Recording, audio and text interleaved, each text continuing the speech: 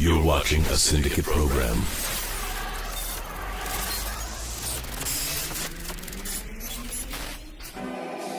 The Emperor has been expecting you.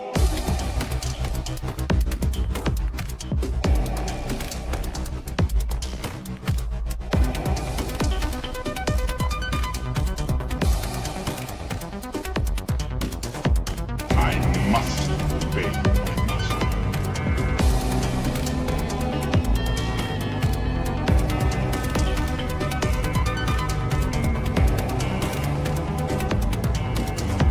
Indeed, you are powerful.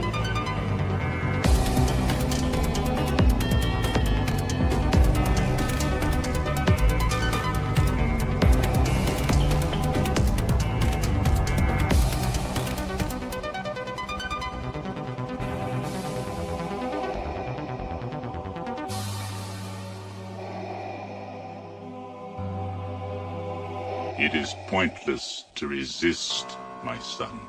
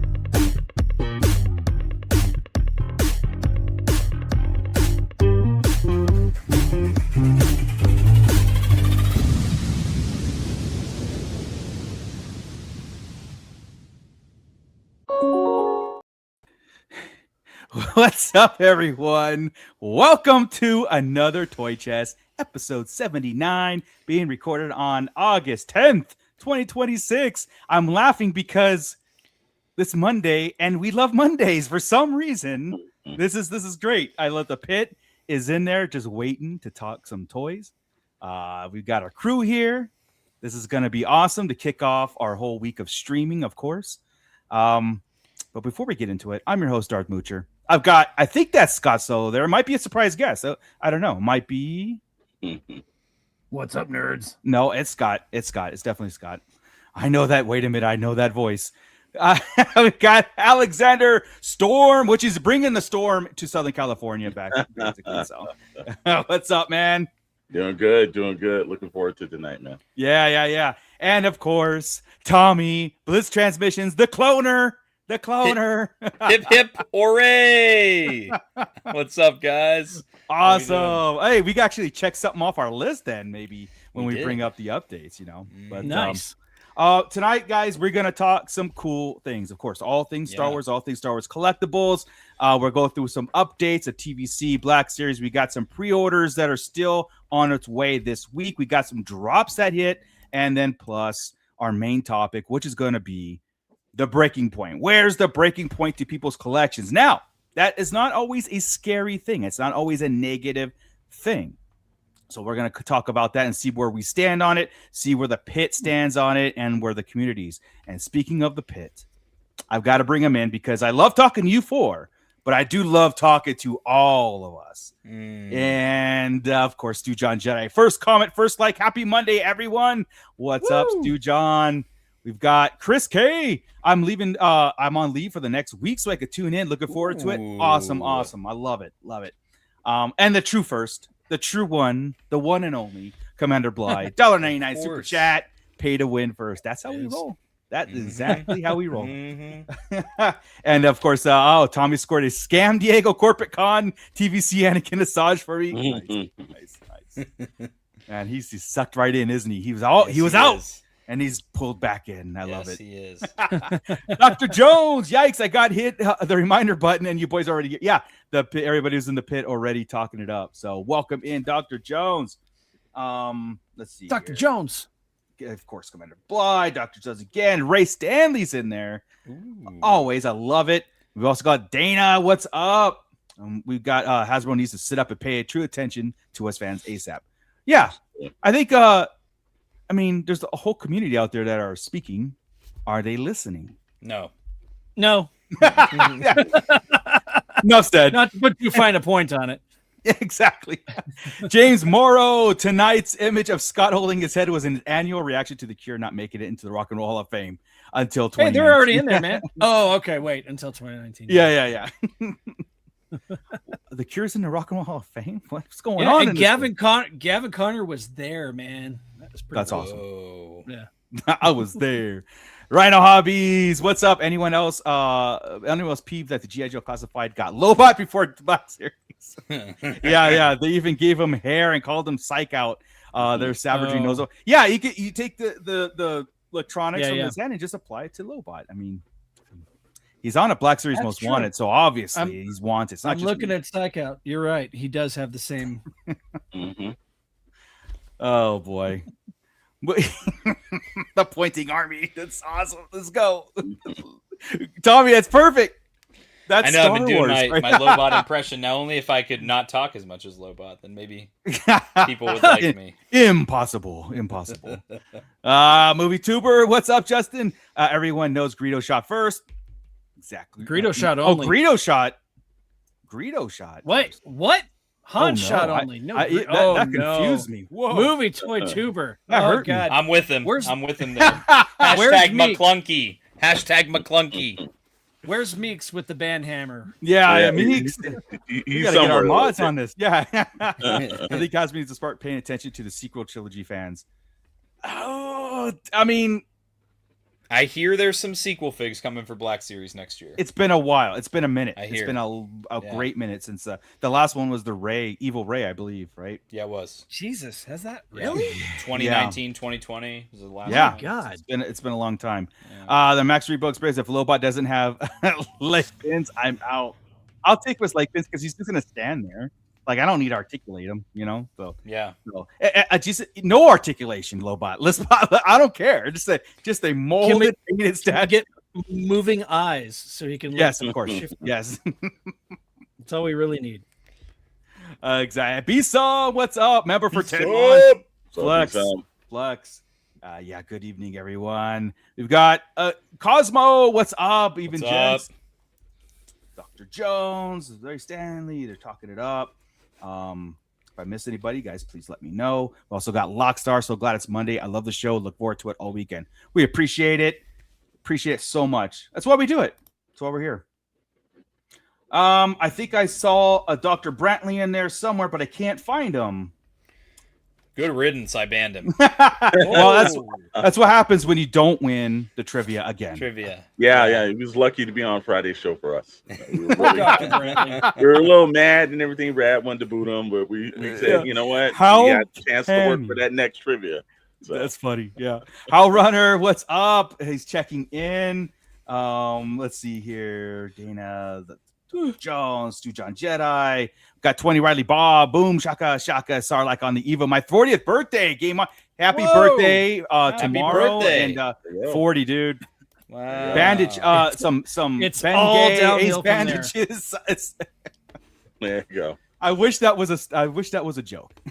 Yeah, no. No. There he Tommy's is, got Dr. some Ben. time. Yeah. Yeah. It goes bad after. Start stretching now. That's what happens. Yeah. We didn't stretch. Dr. Brett, there he is. Hello, everyone is doing well. Our former champion of trivia, if you don't know, our Wednesday shows. Guys are so cruel. That's what we Poor do. Dr. We have to Brantley. browbeat people. We have to, It's only going to make them stronger. That's right. Especially if he did finish in the top 5 the second time around, but he didn't even come close. No, I think he truly went to the dark Oh my side. God. You truly went to it's like Darth Brentley now because he was Darth Yeah. Brantley. destroy things, man. That's crazy. He's no longer a doc. You got that stripped away. He got Darth.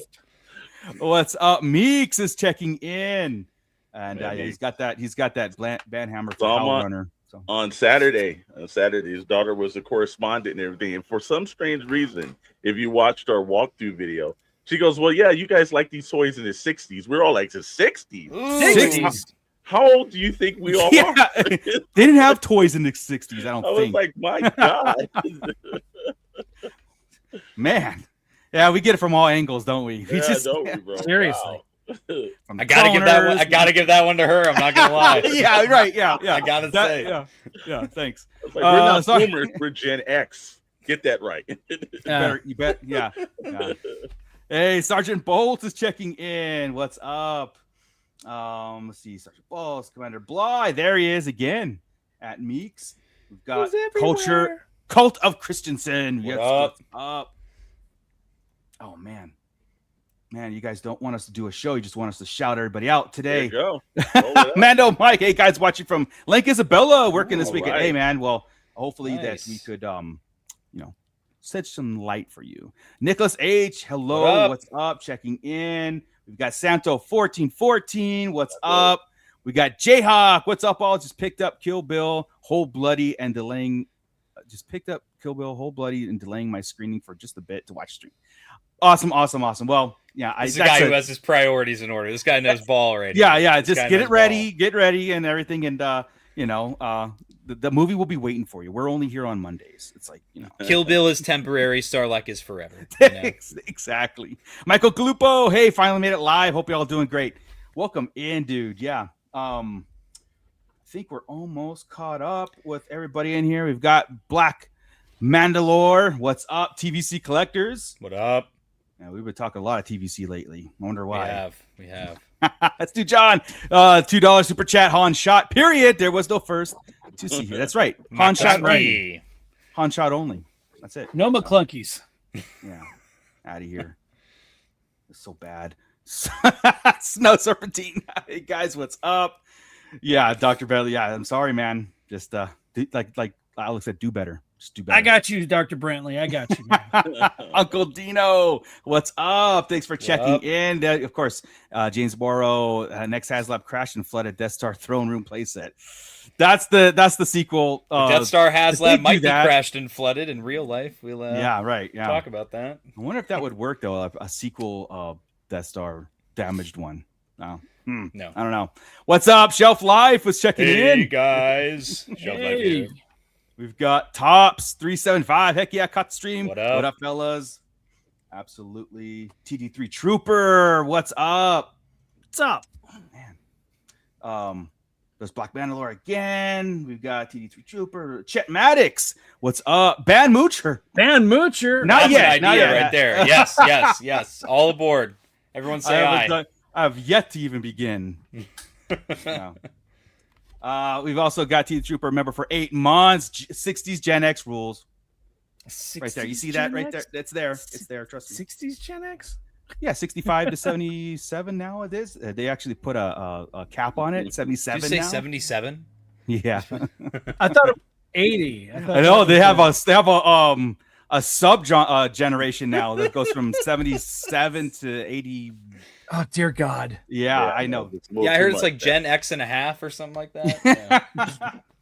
Gen X 0.5. Yeah. RMD Collective, hello there. Just built my Mando Blockies figure. Okay, is it Blockies or Nice. Blokies? Blockies. Okay. You're the blokey around here. Well, because there's no CK, right? So it's I am a Blokey. We got John the Craper, the Space What up? Jockey. The goat. Should be guest starring one of these days. Maybe we'll just have him host. I'll make sure I'm not there that week. Actually, wait, I just checked my schedule. I'm gonna have chicken pox that day. So yeah. Mhm. See, we won't get chickenpox. You know why? You've shingles. Anyway. That's why. Okay. What's up, my Star Wars guys? What's What up? up? What up, Rob? Rob just got me some of my grails in my collection today. Oh, The nice. original animated Clone Wars Blitz is now in my collection because of Rob. So Nice. yes. Hey, it's always good to have a buddy system in hand, man. yes, always it is. Night Rex. Sorry, I'm late at work. Was listening to Star Wars What If story. Is that Nice. a certain point of view? Is that what we were listening to? Because we dive into those a lot. Gil, Wow. What's up? What's up? Watching from the Philippines. Awesome. Hey, Heck yeah. nice. And we also got Clink in the house. What's All What's right. up? up, Clink? And Justin Tuber, I'll be arriving at Disney on Thursday. What Star Wars goodies should I keep a look for? Man, that's a lot. Well, dude, just bring a lot of money. Bring a lot of money. bring a lot of money. No, Get there is yourself a that. Mandalorian Yeah. helmet. Yeah. Just a couple helmets. Justin, Maybe- if you want to go ahead maybe- and buy me the Millennium Jedi Falcon, Temple Guards. I'll appreciate that. Yeah. What are they called? The JTGs. Yep. The JTGs. Nice. And then Justin's going to D23 also, so I'm hoping that he hits up our Discord with a bunch of photos. Just flood the Discord with photos, Justin. And if you guys don't know what the Discord is, our first link in the description below is our Syndicate Discord, where the conversations and this conversation and all other conversations continue, and they pop up all through Star Wars, Marvel, collecting, you name it, it's there. It's a great avenue to visit all the time and get involved. All right. So the pits here, a lot of them are here. As always. Yeah, as always, and 100% thank you so much for guys just hanging out with us. I'll keep a little asterisk towards Hal Runner's name. I always do it till the very end of the show because I'm like, was it good today for him or not? But all right. So what we like to do here, guys, we like to get a snapshot of the Hasbro offerings, the TVC and the Black Series. Let's see what's out there. Let's see what has been shipped or what's added to it. And then, of course, we'll get into some of these exclusives that dropped today and some pre-orders that are left for this week. So, Scott, go ahead and bring in whenever you feel like doing it. We just want to get a snapshot of the collections. You got it, man. So apparently the Ore is in. So I haven't received mine yet. Hooray! I haven't received mine yet. So how many did Scott order? No, the Blitz. I know Scott probably got one. I bought 4 because shout out to John, the Vintage Concepts from SWTVC, let me know in his infinite mustache of knowledge that there are exactly 4 Ores in Attack of the Clones in the movie. So I went, well, I applaud you. Obviously, Dude, I have to get 4. Yeah. If you don't build a scaled up arena with this thing made out of foam and 3D printed parts, I'm going to be very disappointed in you, man. I'm doing you one better. We're going to be my dad and I are going to use wood and acrylic to build a hollow table. So it's going to be that. Yeah, they're real cosplayers. Yeah, right. What am I thinking? Foam. What is this? Chuck E. Cheese? We don't do that. So as far as this checklist goes for the vintage collection, the only thing that is updated is the Ore. It will be updated for next week because that sucker is in. Nothing else is in, but we have been receiving notifications that a lot of the items here on this list are arriving in the States. Yes. So specifically like the Cantina 4-pack is arriving.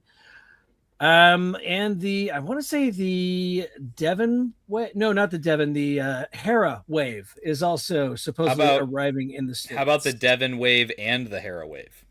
Oh, ouch! Yay. Get ready for the September Slam, and then also the Anakin and Cody 2-pack is starting to show up at Walmart, and people are starting to get their emails that's shipping as well. Nice. So, wow. Right on, man. Right on. John, I think that's the clone commander from the Battle of Geonosis, right? Is that the one with the yellow one? Yeah. All right, Mooch, I got to give that one to you for having some accurate I pay attention. I'm smart. SMRT. SMRT. So that's it as far as updates. Nothing else in hand just yet. So nothing else gets marked off the list. So that's just the way I roll.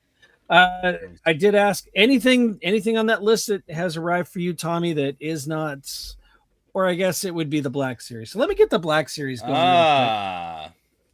So I do know I saw Jason and Jaina Solo at Disneyland, so I know that one is in stock. Whoa. I also saw Devon.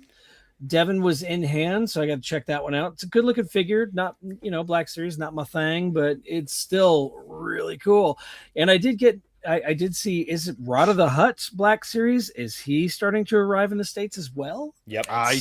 Jeez. Yeah. That's what I heard. He has hit the ports. Wow. He has hit the ports. So Let me see if there's anything else. I think the Mother Talzin wave is also supposedly arriving. It's in the States. Yep. And you know what As else? are Those the Halloween figures. Yeah. It is going to be an expensive last couple months of the year. It is. It really is. And I got to say, looking at that, taking another quick look at that Jesse and Ahsoka 2-pack that's coming out, I hate myself that I'm going to want to buy that because they both look fantastic. That Ahsoka is spot on. Yeah, they fixed her. Yes. Damn it. I was looking at her on the shelf and I was like, yeah, you were so true. Yeah, of course. I was like, it is much needed. A redo on that. So yeah, I agree. And will I buy it? I don't know. That's just for everybody's information, just your FYIs, the SDCC ATRT went on sale today on Hasbro Pulse for members only.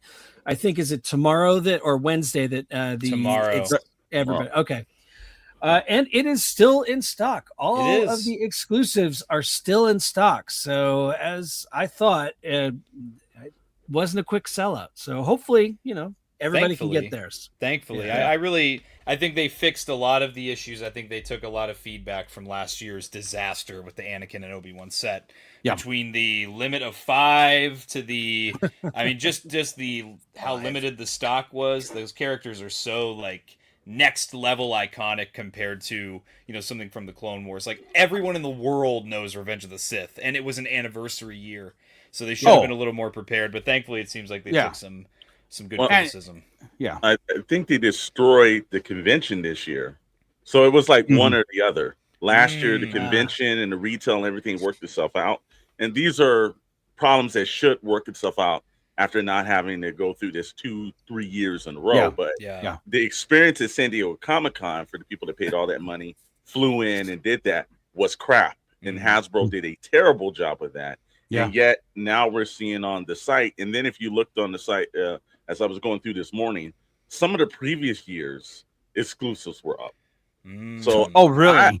All the way back to Darth Maul and the Speeder. I saw last year's set. The only one I didn't see was the Bespin set with Vader, but a bunch of those sets were made available today. So I don't know what they're doing, but the live experience, they need to do something better with that for people just paying money. And yet they also need to fix the Hasbro Pulse, but it seems like one or the other gets fixed. But not it's always a pendulum. Always a pendulum. Yep. I do want to say, though, looking at their website right now, in the exclusive section, that Darth Maul and the Speeder did sell out, but I think a lot of that is due to the fact that it is on their Power Days sale. We've got finally sold out. Wow. It finally sold out. Wow. Which was 20%, not 30% like last year. The Black Series, the Stap and Battle Droid is still available. It's on sale $42.49 instead of $50. I still want about a couple more of those. Honestly, I was hoping Cold Slither would go on sale because it was on sale this morning. Oh, it's not now. Damn. Yeah, well, it's $125 now. Yeah, it was a little bit cheaper this morning when I went on, and I was shocked, and I was like, I'm surprised that's still up. Yeah, and the Mace Windu and Darth Sidious, that's on sale for $50 or $51. The price. So some pretty good prices in there. If you go Hasbro Pulse and then go up to the exclusives and scroll down to the convention exclusives, and that's where you'll find all of those if you're having a problem finding them. If you're looking for in-stock amounts, you have to go into the code you'll pull up a specific listing, and you can actually look up in the code. It actually updates to tell you how many. It's not public, they don't put it front facing, but if you go into the code of the screen you're looking at when you pull up an individual listing, there will be a number there that says the quantity that is left in stock, and you can kind of get an idea of how many are left. I do think that even if it sells out on the premium only, I think they also have a limited stock set aside for when it goes up for everybody tomorrow. Yeah, well, good piece of advice there too, because you can gauge certain things if you want to sit on it, if you want to pull the trigger on it. I mean, it's already better than last year because the first one last year it sold out in 2 minutes? It was literally horrible. Sold out. Yeah. Wow. Justin, if you got to go, man, you got to go. We'll see you on the replay. And then we'll keep in Deuces. touch, man. Yeah. So again, so the San Diego Comic-Con exclusives are up. The TVC Clone Wars TV pack, the Azaj and the Anakin's there, and the Clone Wars Black Series ATRT with the driver or the clone driver 501st. And so there's the alternate version of the Imperial ATRT, which Tommy said that it's going to go on pre-sale this Thursday. So This Thursday, 1 p.m. Yeah, Thursday, 1 p.m. And there's something else, right? There's a couple more things for TVC that goes on. The INT4 goes up this Thursday as well. INT4. That guys, one I'm excited for. Yeah. So that's a lot of excitement on that one. So, do you guys think any of those are going to... I think that the ATRT Black Series probably be okay to do it, but, Yeah, I don't foresee either of them selling. Either of them? Yeah. No. Same. I'm sorry, I just lost you guys. What was the question? Oh, I just said, do you think any of those going to be scarcity to like jump on sold out or whatever, I'm going to hop on that INT4. Oh my God. 1 second. Yeah, no problem. I'm picking up both. I'm going to pick up one of each, but Are you? Yeah. Yeah. I think it's weird. Like anything that's for Black Series that's over the price of a standard figure, people get really like weird about it. Oh, like, they don't want to they want to ask for all the things, but then when the things come out, nobody wants to get the things. It's, all of a sudden it's but it takes up too much space. Oh, it's like, and I gotta say, for as much as prices are expensive nowadays, I think the Black Series ATRT being $68 is a good deal for the 6-inch. It's with the figure. I mean, with the figure too. I think so too, and I am going to pick up both. I think I'm going to pick up the Clones version and the Imperial Remnant version. Just because they're cool, and I want vehicles. I want more vehicles in the Black Series line too. So, Do we know how much the INT4 is going to be? $52. Sweet. It's honestly, that's another one. I think that's a great price for. A figure, a highly detailed vehicle with articulating parts, fully detailed with paint and sculpt interior. Honestly, I got nothing bad to say about that either. Yeah, Commander Blythe, $24.99, not a penny more. Actually, what ATRT should be $24.99. Hey, of course, I'm not gonna. Well, I guess I'm known to no, it's too cheap. 62. It should be $80. Darth Moneybags. He says it should be $800. Yeah. $800 HasLab. Let's go. Oh man. But okay, so we still have some pre-orders this week. They're spreading it all out. It's weird because I thought they just drop it. They just drop it. I mean, what's a couple days? But I will say this too: the ATRT and the Clone Wars exclusives are not pre-ordered. You buy them; they're available. You get them shipped to you. So the ones that are coming out Wednesday will be or Thursday will be pre-ordered.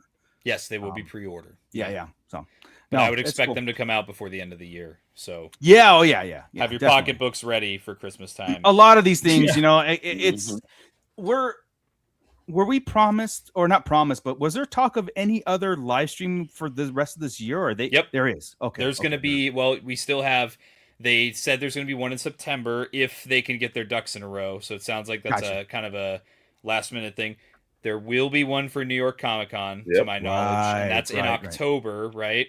Mm-hmm. And then they do one in December. They might skip November and they'll do one in December. Gotcha. I know that D23 is happening this weekend, so the 14th and 16th. Hasbro is going to be there. There is no reveals, guys. There's no typical Star Wars panel. Hasbro is there to reveal or just basically talk about the animatronic Grogu that they made. They're going to try and sell you their $600 electronic. That's it. Yeah, the technology behind it, which it's sold out. Again, here's that's sold out. Yeah, okay. Very true. This is we got more. We're printing more or whatever. I want it, but there's no way in hell I'm gonna buy that thing. No, but so that's Hasbro's presence at D23. So don't expect anything, no exclusives, no anything like that. So that was according. It's official. So Stevie posted that. I think Hasbro Pulse posted that on their IG, was like, we're there to talk about our technology on it. I'm like, cool, whatever. Mm-hmm. I know that D23 has a big Star Wars pavilion, so that's exciting. That a lot of things are going to be coming out of that, especially for like next year stuff, and we'll see if they add more waves to the existing stuff that's out, or if they're going to go all new. But not until I really hope not until Comic-Con. Starfighter. I think I'm not very excited for Starfighter right now, so I'm hoping that they do something to get me a little excited for it. Well, tune on Wednesday, especially on our Starlight Jet, because we're going to get into some actual stuff that we know that's happening, what we think is happening, and what they should do. And then, of course, the following Wednesday, we're get into the aftermath of it all. I only watch SKN on Wednesdays. I don't watch that Starlight show. You guys are live on Wednesdays? Was there anything released about Starfighter that's got you kind of put off on it, or is it just the whole idea in general? It's just the whole premise of the time period. Like the time period is probably the only thing that would interest me. I just don't know if I'm invested in the story. The little that I've heard about it, I'm like, I'm not. But I'll go in cautiously optimistic, like I always do. And worst case scenario, I don't like it, and I'll just continue to enjoy what I do like, because I know next year I'm also getting Ahsoka season 2 and Maul Shadow Lord season 2. So yeah, you might even get Maul Shadow Legends season 2 this year. Well, that would be crazy. I might have said too much. I don't know. I really don't know, but anyway, I just want so that's the collecting news as far as it goes around the horn on what's coming out, what's revealing, all those things. Not until New York Comic Con, which is gonna be it's another big milestone for all the toy lines and everything, and Star Wars no exception. So that's gonna be cool. Yeah. And I think that with New York Comic Con coming up, I don't think it's gonna be any new IP stuff, any new stuff. I think they're gonna go old school waves. I really do. Yeah. They're gonna reveal the first stuff that's gonna come out in 2020. You think so? Yeah. I'm still thinking they're gonna wait on that, but it makes sense. You think about it, revealed in October, release in January. If they do I might be wrong on this, but I would love a name only reveal like they did with Classified. I missed that, what they did with Classified. They're going to kind of have to play it a little more quickly with these new packaging on Black Series now that they have the whole wave on the back. If people get a hold of one figure early, then they're going to know the rest of the wave. So what I heard and what I think people's theories are is that first wave is going to be 6 characters, 1 character from each of the first 6 movies. So you'll get one from each of the prequels, 1 from each of the OT for that first wave. And I've heard that...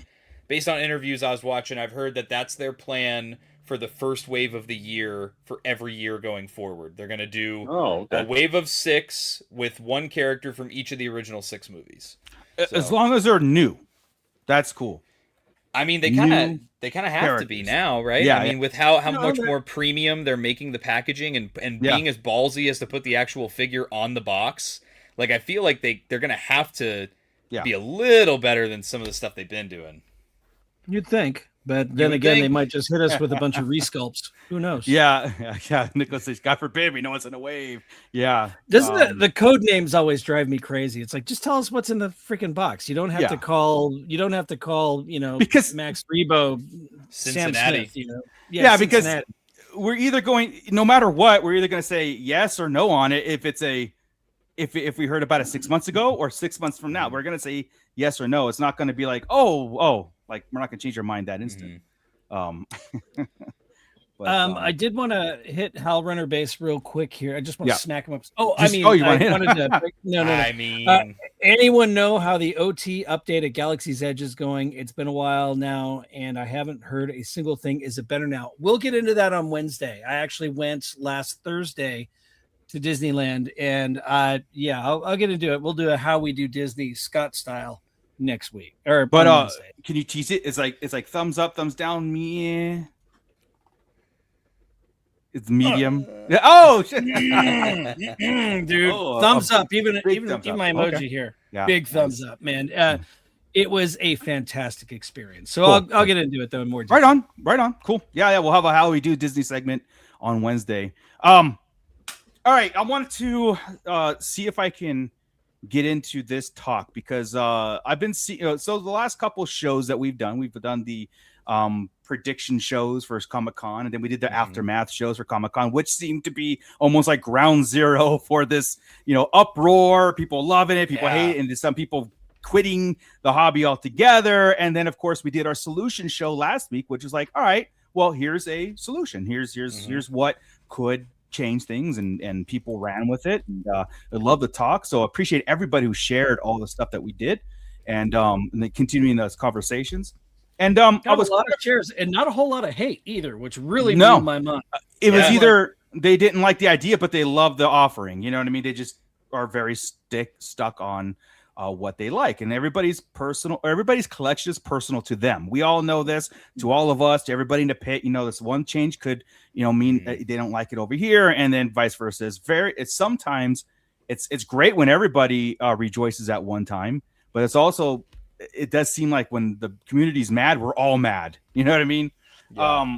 So I was looking into a bunch of posts this past week and everything. I'm coming across the ones that were out. Prices are just taking us out of the game. Character selection is taking me out of the game, meaning people are quitting or selling off their collections or moving on to whatever. And then I got to this other side of things where it was like the breaking point of this whole past couple of weeks made people take a step back from their collections, look at what's there and be like, you know what?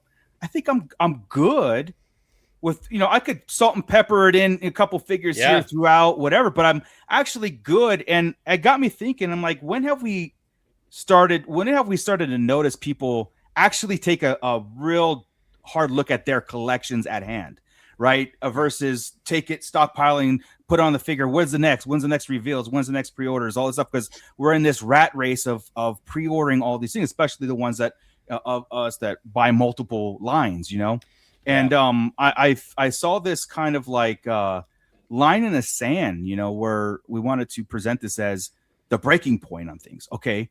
I know we have some things that SKN did some amazing work about pricing and the pricing in the future, which is scary. It's completely scary. I don't like it.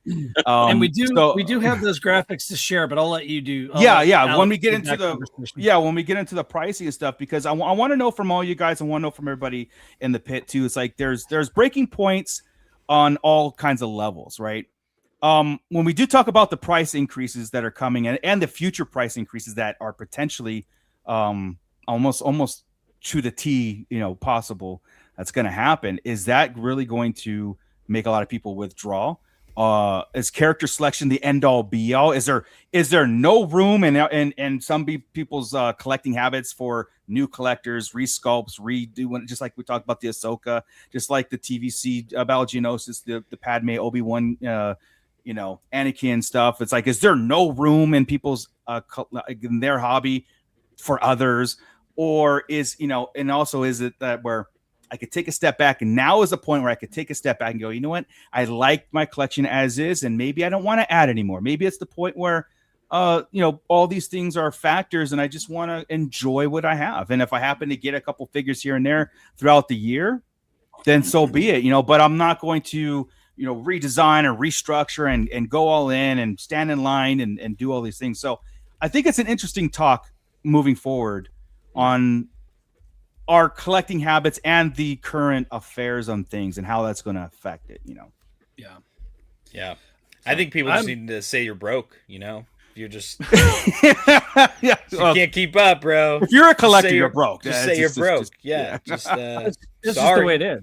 No, I've as we see, I'm now in my toy room. I've moved my studio into the toy room, and I'm selling about 70% of the things that were in here, and just mainly focusing on Star Wars and vintage G.I. Joe.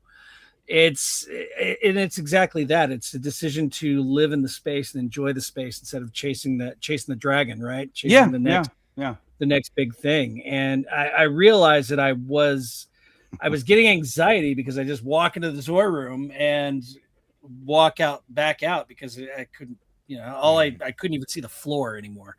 So, it was time for a change, and I'm very happy with it, man. It's made me enjoy all of this stuff more. So it's as it's a work in progress too. It'll change as we talk. Yeah. What's up, Jersey Jedi? He's saying I have started my new Instagram account with this conversation in mind.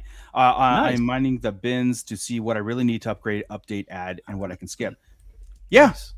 In this talk too, again, I'm doing the same. I've always done this where I was like, take a step back and reassess and redo. Every time I do a dusting, which is once every 2 years, you take everything off and you start redoing stuff. It's like, I don't even know why I bought this. You know what I mean? And he really gets into this mind frame of now. It's like, I can't be a completionist because of because of things, just price and whatever. Just like again, the Ahsoka, they did a great job, but I think I just have to settle for the one I have, honestly, because there's other priorities that I want to get into, but I'm cool with it. I'm still cool with that as an offering. But Alex, you're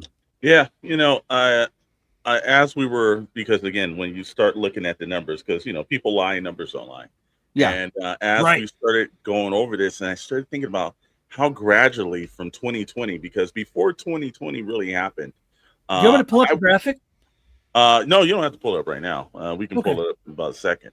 But I wasn't in any way I had more vintage stuff, or I was into more of Kenner's Batman or things like vehicles.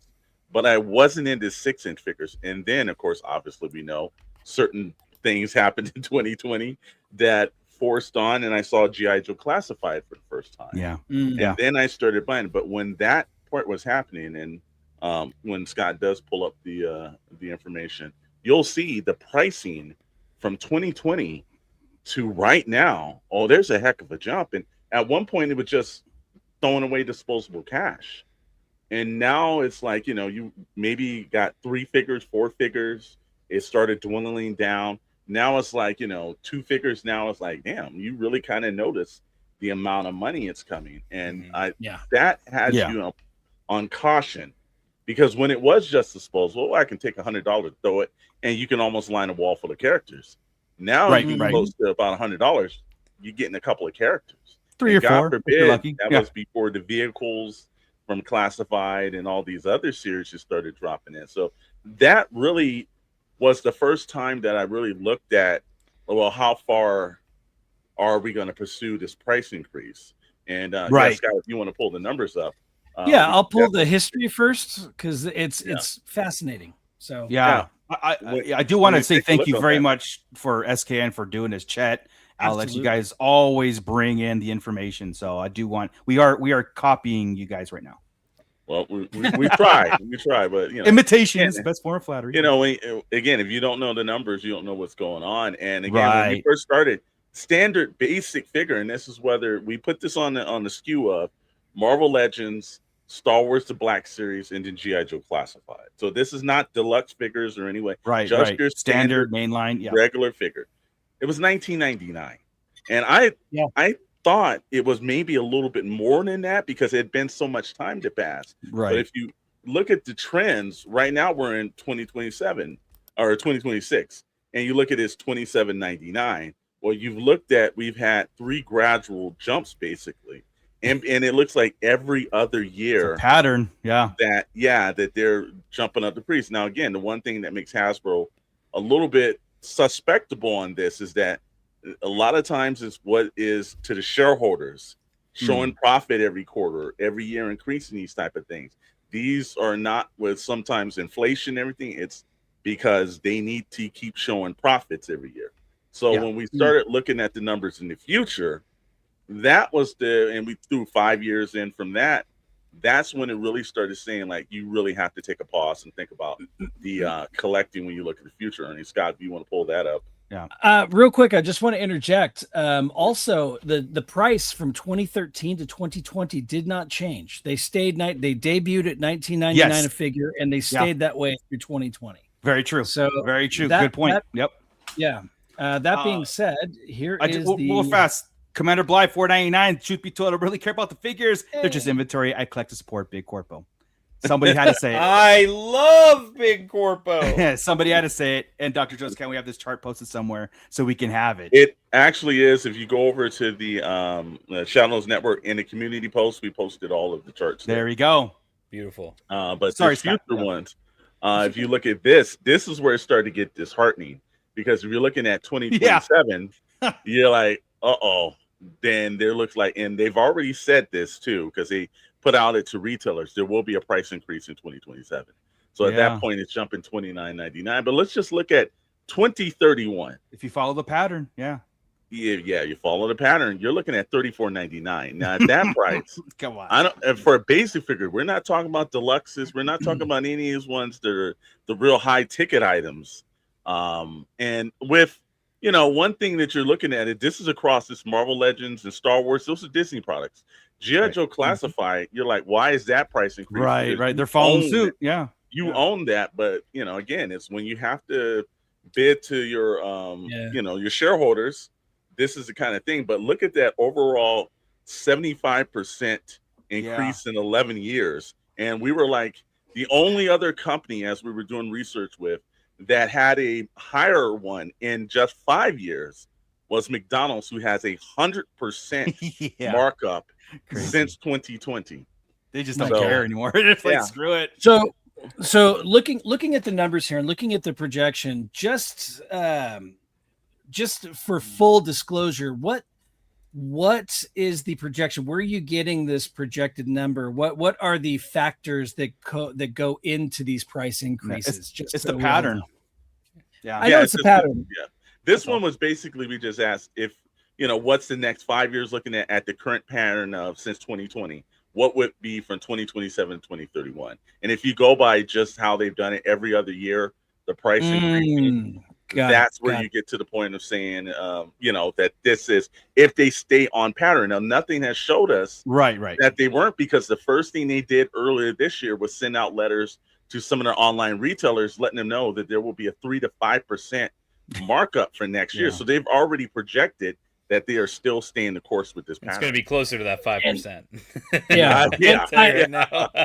And I just love the fact that they were blaming these increases on the tariffs, but yet the tariffs were rolled back, and yet the prices still creep up. What did we say 6 months ago? We said at the top of the year this year on this show, and they were talking about on SKN, when the tariffs roll back, the price isn't going to go back down. Right. We're going to keep the prices where they're at. And remember, they did get a kickback from the government on those prices. Yeah. See, Hasbro, a lot of people don't know that Walmart, Hasbro, some of these companies put in to get a reimbursement back. Guess what they got? Walmart got a big fat check back. Target got one, and Hasbro got one back. So I know.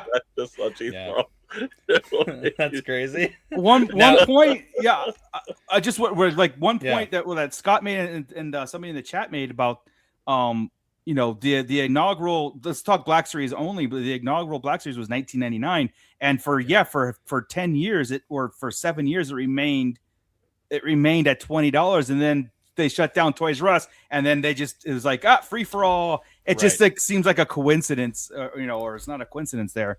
And now it's like this whole thing. Well, they're used to it every 2 years. They're used to a $2, $3 increase, and they it's one of those things, man.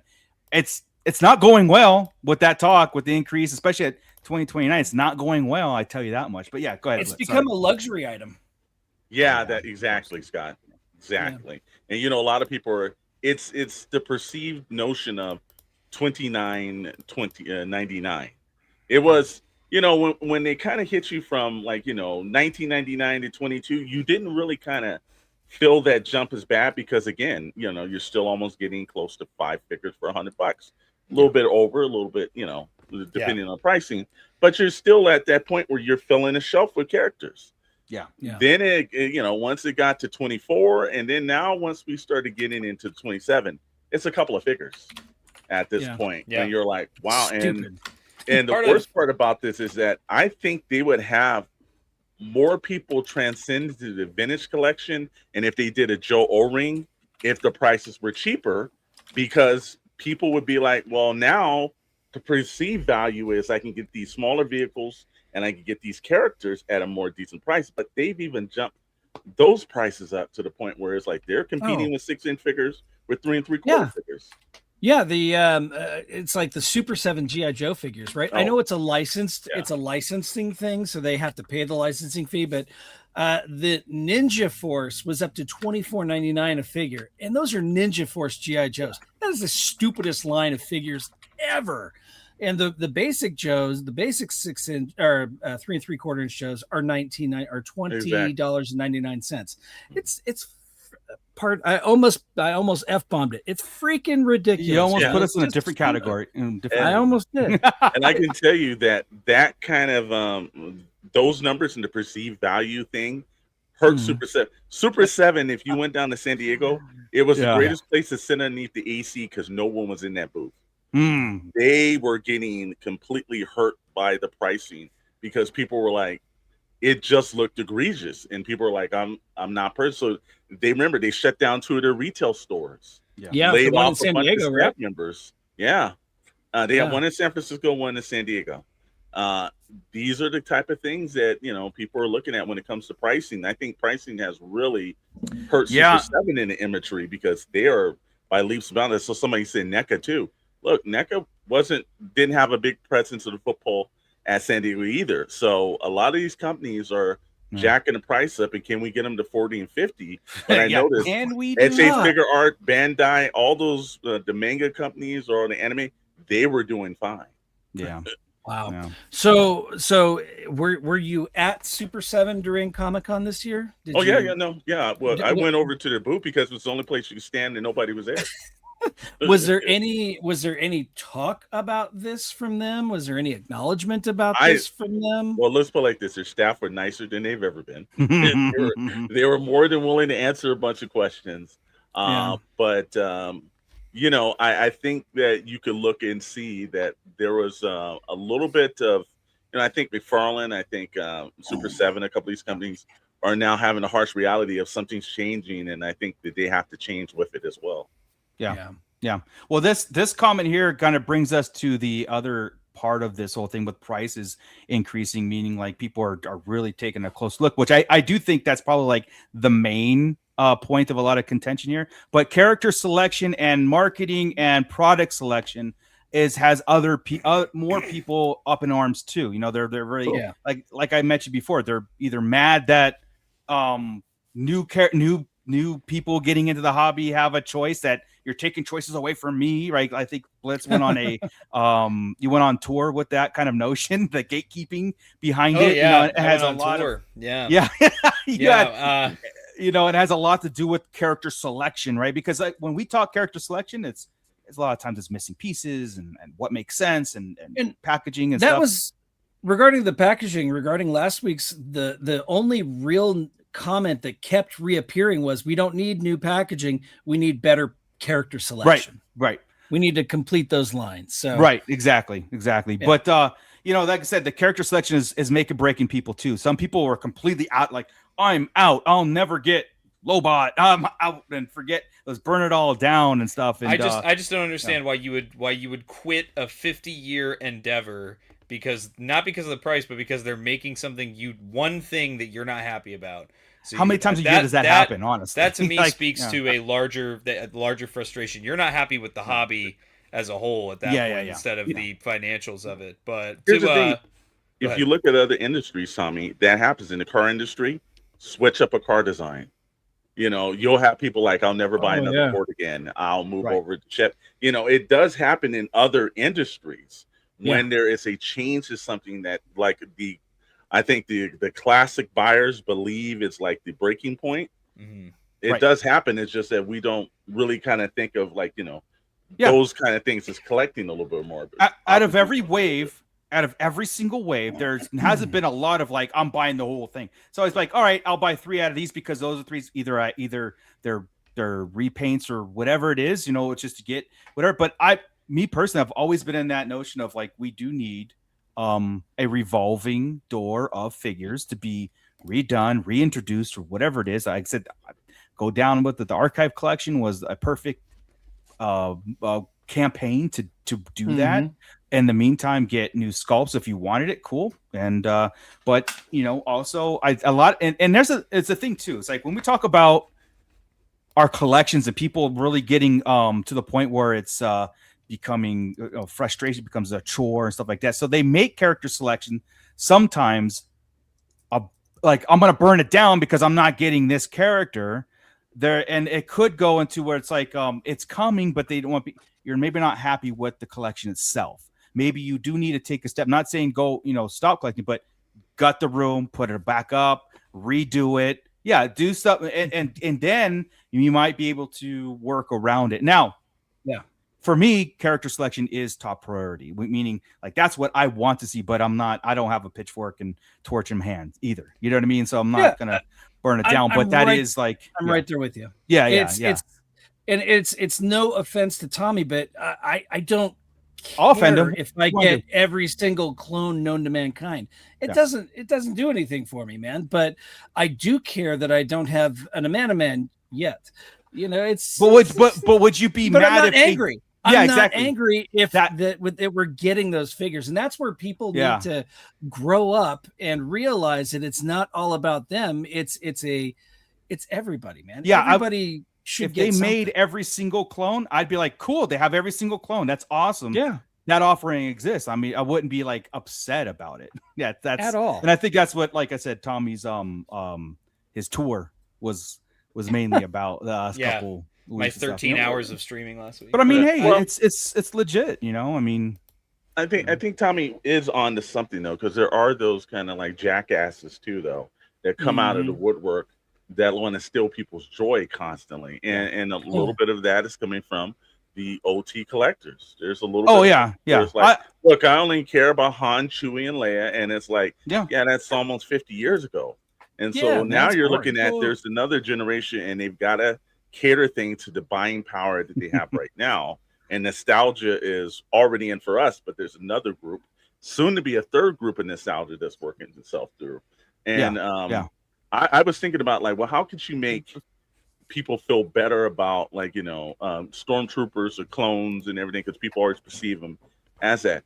Maybe they should do something, and I know they never will, but just in my mind is that you have to do minimum work to them.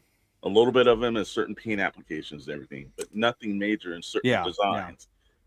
Maybe those should be a tier lower than the standard figures. And then I think you would get the perceived notion of people would probably be, you know, because when you have a clone that looks like it's another clone next to another clone, and like I'm paying the price, it's just like my R2D2 point. Why am I paying, $27.99 for R2D2? It's half the plastic. Right. It's just you know what they do pretty good is the 2-packs, right? They're not quite 2 figures. They're about $5 less than what 2 figures would do. And I think that's a great point to make. Like if it's and you know what? Those kind of notions go a long way with us. If we throw price in there, we talk character selection. If they're conscious about the offerings, then I think we're a little bit more NFTs quiet or a little bit more reasonable when it comes to constructive criticism of offerings. And like people said, some people are going to third party, they're going to blockies, they're going to 3D printing, they're going to a lot of only $20, and they don't look that bad. I mean, honestly, I was looking at the Luke and somebody put them together. And I was looking at that Luke and Stormtrooper and Han Stormtrooper. I might get them. They're a little stylized, but they look awesome. I pre-ordered the Clone Trooper. Great, nice. Yeah. I might. Yeah, I mean, look, that's the thing too. That's an official licensed product too, right? You know what I mean? But there are you just got to build your toy. Yeah, and I think Alex, you were talking about something about how SH Figure Arts and Mayfex and all these other they're hundreds of dollars, right? And Hasbro probably looks at it and goes like, we got to get closer to that, and that's why we do this step up, and it could be this like where we need to get our shareholders to invest. There's so many like weird things, and who suffers? It's us. It's everybody here who suffers on that notion. And that's why a lot of times we're very vocal about like, well, if you're going to start charging us this much, then we want these characters. And if you're not going to give us these characters, I'm blowing it up and walking away. Right. And see, that looks great. Yeah, for $20, that's my perceived value of that. Where I'm like, wow. And it comes with a pretty nice stand. It's not some kind of basic flat thrown in stand. You know, the perceived value of it looks better for $20. Hey, Tom, did you order 27? Build it. No, I ordered one. Yeah.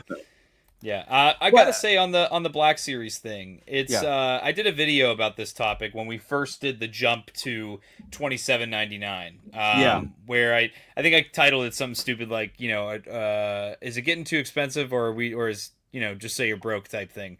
And if you look at if you go to the U.S. government's inflation calculator, you look up the Black Series started in August of 2013, and you look at 1999, and the most current that we can get that to is June of 2026. So 1999 is the same buying power from 2013 as 2854 as of June of 2026. So part of the issue is that it's kind of twofold. One part of it is, if you look at inflation, it's really not that far off the mark. They're about 50 cents higher right now on the MSRP. The issue is two things. One, obviously, and this goes well beyond toys, that wages aren't keeping up with the thing. That's a whole separate issue that we 100% what's going well on beyond too. us covering on a Star Wars toy show. The other part of it, though, is that the companies were using excuses and convenient timing to increase the price. Why did we have to come out and say, "Oh, guys, it's the tariffs. They're making us pick up the prices." No, it was just you guys wanted to catch up with inflation, and this was a convenient time to do that because you guys, your bottom dollar is getting cut out because manufacturing costs are rising and things like that. So why don't you, it's the stupid big corporate, just be honest from out the gate, and then you won't have the consumers all up in arms as much about the prices going up, because I will say too, the figures right now are amazing. Like it reminds me a lot of back in 2008 when I was a kid and I was collecting Star Wars toys. Very similar circumstances.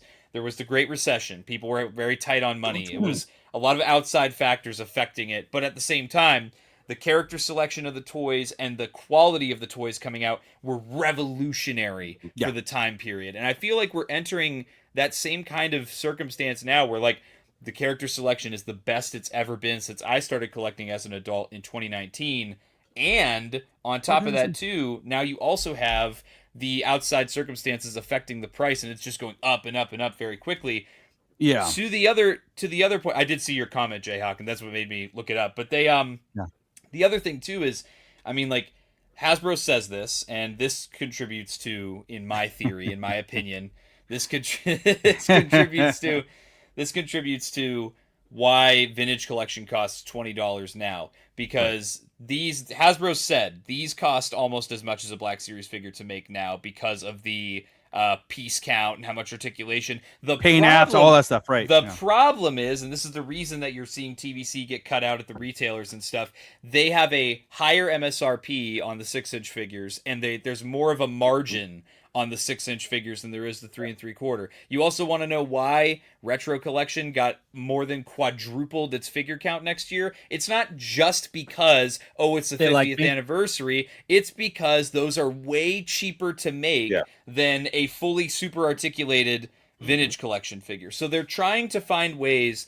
to cut out the bottom dollar and get the stuff that gives them the most profit margin out on the store shelves. And the stores like that too, because in the case of, you can buy one TVC figure for $19.99, or you can buy a case of retro figures for $65. Hey, you can get this for $19.99, or you can buy a Black Series figure for about to be $30 now. So, but that's the other thing is I keep hearing, and I think we're going to start to see where people have their calling their bluff, if you will, because a lot of people will say, if the prices go up, I'm done.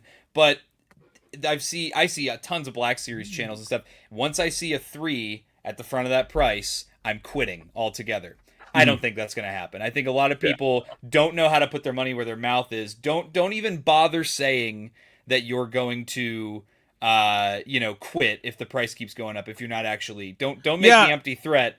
Just put your money where your mouth is if you're going to do that. Yeah, the only surefire way to quitting is to sell it all off, and so there's nothing to remind you. But I have seen more of that happening though. I've seen more people and more even on our Discord and other places like I'm selling, and it was kind of like shocking to see that many people. And I'm not just talking about Star Wars. I'm saying across all lines. It's like, hey, you look on Facebook posts and people are like, selling my entire collection. This is what I have.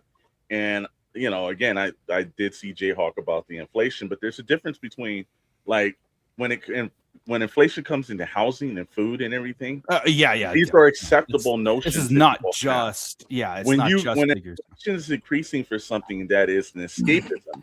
When it goes into the movies, look, they had to do something to do a better job of perceived notions with films, because people were going in like, man, I'm dropping 30 in parking, walking in the door. I got 60 just to sit down into a movie. If I need to get some drink, you're spending a couple of $100, but they had to make that actual experience different. Popcorn Buck did help that. perceived points of the theaters, prime seats, prime screening things. They had to make it. Now you look at it, it's when people say, well, movies are dead. You just It's had not dead. 12 days, it did over $1 billion. Yeah, exactly. It's like, and people are still movies running aren't to see it. It's the point is that I think we've gotten to the stage where, like, $30 when you look at just buying a figure, it used to be you didn't think about it. Now with your collecting points, you're thinking about this, and that's where they've made the mistake at with the increase. Yeah, I remember when Power of the Force went from $4.99 to $7.99. I remember that, and I was like, God, these are getting expensive. But if I still bought two, but it was harder and harder to stay in the game longer and longer. And it's I think and I do think it's the luxury stuff that we do. The hobby is a luxury, going to the movies, going out to eat, all those things, and the first thing that's going to get cut are those kind of things when your wages don't match inflation. And again, that's what Tommy said. That's a whole nother political podcast. And I'm a Star Wars toy expert. I'm not an economics expert, so I'm not going to sit here and blow smoke up your ass about the current state of the world, right? No. But I think that there's a point, like, if you're gonna do, we've all, and Tommy's right. The BS excuses come into this when they get, but also here's the thing that would just add a tad bit of goodwill that I think these companies just forget about is just like you said. Well, we had to jump up for the tariffs. All right, most smart companies say, you know what, we're gonna take this one item, right? We're gonna lower the price increase on that as a thank you to the customers. But what they do is they don't do that. They just keep raising the prices and they keep jumping. It's like, the Dusty pack that they did for Classified. It was like way overpriced. Yeah. And it's just one of those things where if you give a little goodwill back and every now and then you say, we're going to have this and we're going to take this down because we know we've asked you guys to do a, price increase. So let's do this as a goodwill back to community. It will probably go a longer way. Right. Incur a little of those bad feelings with everyone. Well, that's awesome, right? On paper. And I think that I remember Brandon saying something about they're holding off as long as they can. Or they made a post, or I don't know if it was Brandon or say that, but like exactly. Are they? You know what I mean? Like I can't trust anything at face value with John Paul Hasbro, with Big Corpo, because then all the other times, the 99% of the other situations is you'll ask a question. You look at Mr. Stevie's lives every single Sunday, and people ask questions about the pricing, and he goes, I'm not allowed to comment on that. Yeah, there's a reason he's not allowed to comment on it, because you wouldn't like the answer if he commented on it. It's not that he doesn't want to tell what's he gonna, you. Yeah, what's he gonna say? You guys like? His higher ups have told him he's not allowed to tell you. Well, you know what I mean? Again, he's not going to come out and say, "Hey guys, do you like $30 or $27?" Well, it's like except for Moocher. People, people ask why, and you're never gonna get an answer. Yeah, he tries to do these beat around the bushes about, because I remember him doing something about tooling, like you brought up Poggle the Lesser, right? So you got tooling on Poggle and tooling on, let's say, a Black Series Poggle if they made one. It's like, okay, the tooling is probably around the same. It's a little bit more cutting, a little bit more detail, but it's around the same. But of course, and then after that, it's pennies on a dollar to produce a figure. Well, right? You know what? And I figured this on that pennies on a dollar thing, and we're talking about because another thing a point of attention is retail availability on Pulse, on conventions, and retail itself. After that tooling is done, say they spend $10,000, which is probably low on tooling, and now it's pennies on a dollar to produce a figure. Well, if they only produce 5,000 figures and then it's not out there, people are gonna complain like and that can drive a cost up too. So if they double, say they made 10,000 of those figures and put it out in the stores more, they can keep that cost down because they're selling more units. And if they sell more units and the cost is down, you will get more collectors. I think what a lot of companies do is they get they're back into a corner and they have one way of thinking.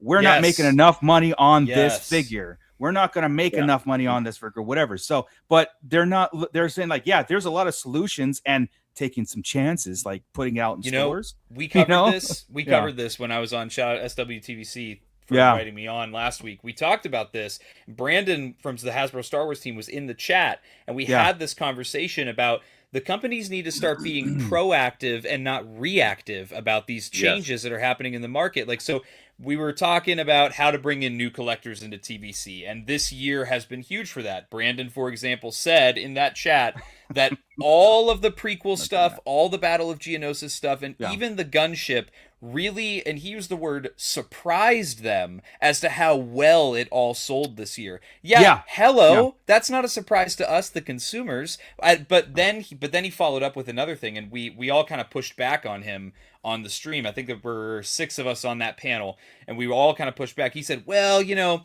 the TVC collector base, they skew, you know, aged above 40, and then Black Series skews below 40. Okay, well, if that's the data, then if you want to bring more people into TVC, shouldn't you be doing what's working in Black Series that's bringing those younger collectors in? And we all came down to the character selection. That's why people collect Black Series, is because the character selection is drawing in things that appeal to more of the younger audience. And so why don't you translate what's working over to the TVC? And thankfully this year we did see a lot more stuff that made a lot of people turn their heads, brought a lot of new people in, and mostly in, you know, maybe a casual way, maybe not so much like a diehard, like I'm switching scales, but a lot of new consumers. So it kind of comes down to making the right choices in the character picks and stuff. If you want to grow it, but the question is, do they actually want to grow it? And they need to be, kind of to what our point we were talking here, they need to start being proactive in how they handle this stuff and not just reactive like we're doing again. Like we're waiting, and then until it's too late, you know? And then again, now they're handcuffed and they can't do it because it's either going to cost money that they could have done. And this is a very good experiment when we do have these kind of conversations, and when it's not just us having them. That's the whole thing. It's like the reason why this came up is because I saw this being like a point of contention on social media and stuff. And I was like, you know what? Okay, there's a conversation happening, so we need to have that also. And if we're all having this same kind of thing, then it's got to be where, well, you know, we're the ones buying it. And that's the whole thing, guys. We told. Not just Hasbro, but all toy companies. We've told them exactly what we will buy, what we won't buy, what we want, and what we don't want. And you know, and you could take that data and you can like, okay, certain percentages and whatever, you can cater to certain things, but then you start to handcuff yourselves about, you know, there's so many issues to handcuff. And I'm going to put this up while we continue this talk. Is that I'm going to start this poll. Which is, what is your breaking point? Is it prices? Is it character selection? I will still buy everything, or I will just pick and choose. So I want to kind of gauge our chat in that as we continue. So, here's the one thing I saw that Jayhawk about the inflation thing, and I think that one thing about it, if you apply inflation to standardized products that you need, it does. Luxury item products. Here's the one thing. I can say this from the one aspect, I think, out of the 4 people on the show. We're producing a figure line. We've talked to factories. I know what Hasbro gets for their pricing when they're at a factory.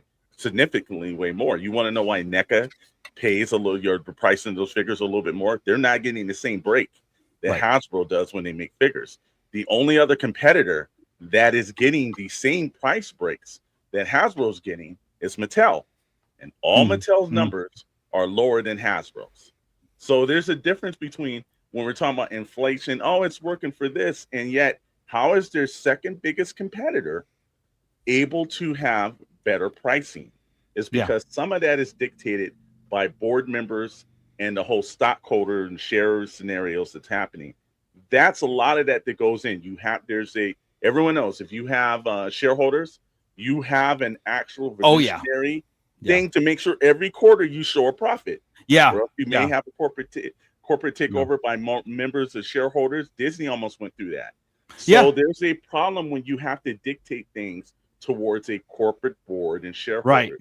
Right. That's where the real problem comes in, and the fans get nixed out of this. Well, we get nixed because we look at this is what we look at, this is what we concentrate on, right? Like, for example, I want according to Black Series Most Wanted, I'm not the only one that wants a Lobot Black Series, but we'll just use that example because it was a vocal. You're the only one that wanted it. You're the only one that wanted There was You voted 94. You voted Like, 92 Tommy, times. do we you want a know. Lobot? I don't want a Lobot. I- didn't Full vote crap. for I You was guys- looking through the emails Alex, and I you're gonna saw buy Darth one. Moocher 1, Darth Moocher 2 at Gmail, Darth Moocher 3 at Gmail. Don't worry. But, We figured you out. Yeah, but like that's the whole thing. It's like sometimes you just we look at collections and we look at what's missing, right? We're going to be doing a lot of these what's missing things in the future, but it's like they don't think it's worth it as far as Hasbro. We're not going to do a lot because we won't make a lot of money on it. But you'd be surprised. Star Wars can shock people, okay? And I'm going to use this as an example, and then with Scott, and then I know Scott wants to talk. Alex brought Hashtag up. let Scott speak. Scott Yeah, I speak. know what's going on. Dude? Yeah, What's going on? but like yeah, exactly. Exactly. Well, that's the thing about being a collector. I mean, no, we want what we want and stuff, and sometimes we just want Hasbro to make it. And will it go on clearance? Will it go to Ross? Whatever. But I do think that you gotta trust. You gotta trust Star Wars in certain aspects because I will tell you this. You know, I'm going to use Mando Grogu as an example. It didn't do that well in the box office as expected as a Star Wars movie, but don't think every Star Wars movie that's going to come out after that is going to have that same effect. Star Wars is a phenomenon. The next Star Wars movie could make $1 billion, can make $2 billion, can break records. It Can make do $5. Look at Rise of Skywalker from Solo to Rise of Skywalker. So, right, Solo made 350 million. Rise of Skywalker made over $1 billion. Like, okay, and look at what movie's better. Solo's better, right? So, like, you know what I'm saying? Leaps So, and bounds. yeah. So you got to trust sometimes. Like, okay, for example, let's throw Pong Krell in there. Pong Krell is a much needed figure, but it's going to be a big deluxe figure. It's going to be price. But that's stuff. something, Mooch, where you can justify that because Pong Krell is so in the universe on the TV. He's so much bigger than all the other characters around. No, him. I get that. What we've been seeing and where people are starting to really, I see people putting their feet down on like the Embo situation with the Black Series. Yeah, you can't justify that to me. How that dog in a big empty box, and we'll never understand why. Makes it more than double the price of a single figure. That is where it's like you guys are getting greedy with your margins. And guess what? That set is still sitting in stock. That is a set that should have sold out day one. That should have pre-sold out in the first hour. And on paper, I thought it would. But it's one of those where it's like, come on, guys, $60 for a figure and a half? It's not even a 2-pack. No, God, did you want to say something? No, you guys are good. Because one, we were talking about that whole thing about the Embo and everything, and it was just came out to the pricing where you were like, wow, man, I can't believe they pulled that out so early. Normally they would have waited a little longer and would have marinated on a little bit before they dropped it, but they were like, we've got to get it like right here, right now. And I think those are the things that frustrate people when they're like, okay, well, if we're going through this price jump or this scenario, and you've got to make it make sense back to people. Right. And for that, the minute it came out, I knew there's a dog attached to this. Okay, now I know the tactic. Don't buy that first set. They're gonna put the dog out later, but I thought it was gonna be at least 6 months. A year. Me too. 6 months to a year. Yeah. We theory crafted that, right? Yeah. They've got to reissue it with that, and then we've done. Okay, there's different ways of people bought the Solo Embo, how to get it with the pack it with NZ. So there's a different offering there. There you go, man. Yeah, and that's what I'm saying. Like I'm saying, like we could take any character that's missing out of a thing, and I think the community's knee-jerk reaction is like, does that benefit my collection? Is that something I want? I don't think they complain to the spot. For example, I don't think, maybe there are some people that do it, but complain that like Tommy gets a Pong Krell. Like, I don't want Tommy to have a Pong Krell, right?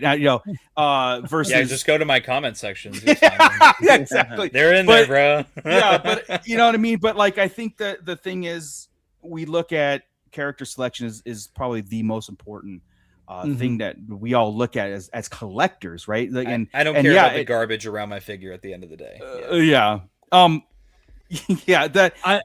It's just that sometimes the corporate talk, it's like it's just like they don't care about a Lobot, but we don't care about the You have corporate to talk. you have to call it know? what it is. Arbitrary corporate speak. Yeah, because like I said, I can these fake made up things that we're told we're supposed to care about. Yeah, you know, like, do we care about Hasbro's bottom line?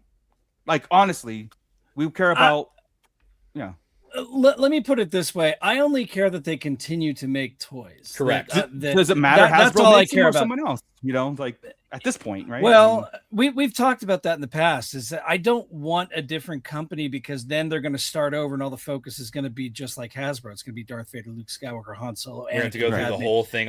We're going to go through the whole thing again, different scales, all that, and I don't want that. Well, I will say though that like figure. They're wasting time and money with things like Actionverse. The Actionverse Mando figures are already on clearance at Walmart. That's 2 months later, they're already on clearance. And so that's damn. Oh, this is the other thing. When we're looking at the toy industry as it is, this is something I really, really want to bring up. Look at I think we could use the HasLab situation as one example, and I think we could also use another example of that godforsaken Kenner X-Wing. But I want to talk about Death Star first, because I think that's very indicative of the state of things right now with the pricing. So Hasbro has come out and said, and again, they're not going to tell you why, but they've come out and said, hey, no HasLab this year and no HasLab next year. There's no plans. Next year, we're going to build up our current HasLabs. And you know what? I think that was a good Band-Aid on the wound, because there is the part of it, our displays are getting full, we don't have a whole lot of room to keep having these giant centerpiece items. But another part of it too is, from what I've heard, that I've heard on good authority that a Death Star HasLab was in the works. Okay, up until very recently they were planning to do Death Star HasLab, but before the tariffs, it was going to be $850 to $1,000 was what I was hearing.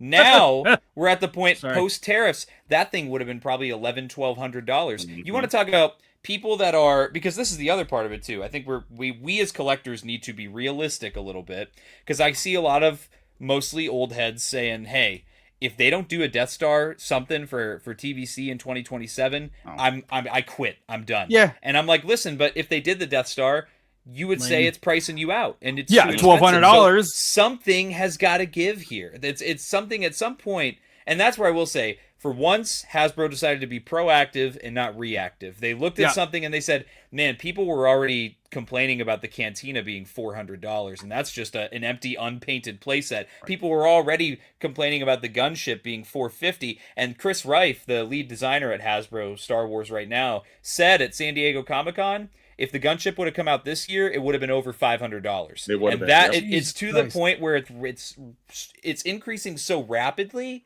that they have to take a step back and they have to reevaluate. That's the real reason why you're seeing a lot of HasLab stuff go to the wayside. It's not just because made to order seems more marketable because they tend to do cheaper stuff. It's also because of the price. You know what I mean? Yeah, I think you put $1,100 Death Star out there. And no payment plan, because they're not going to do payment plan. No, that's not gonna work. You can still do the PayPal thing like I did with the gunship and zero.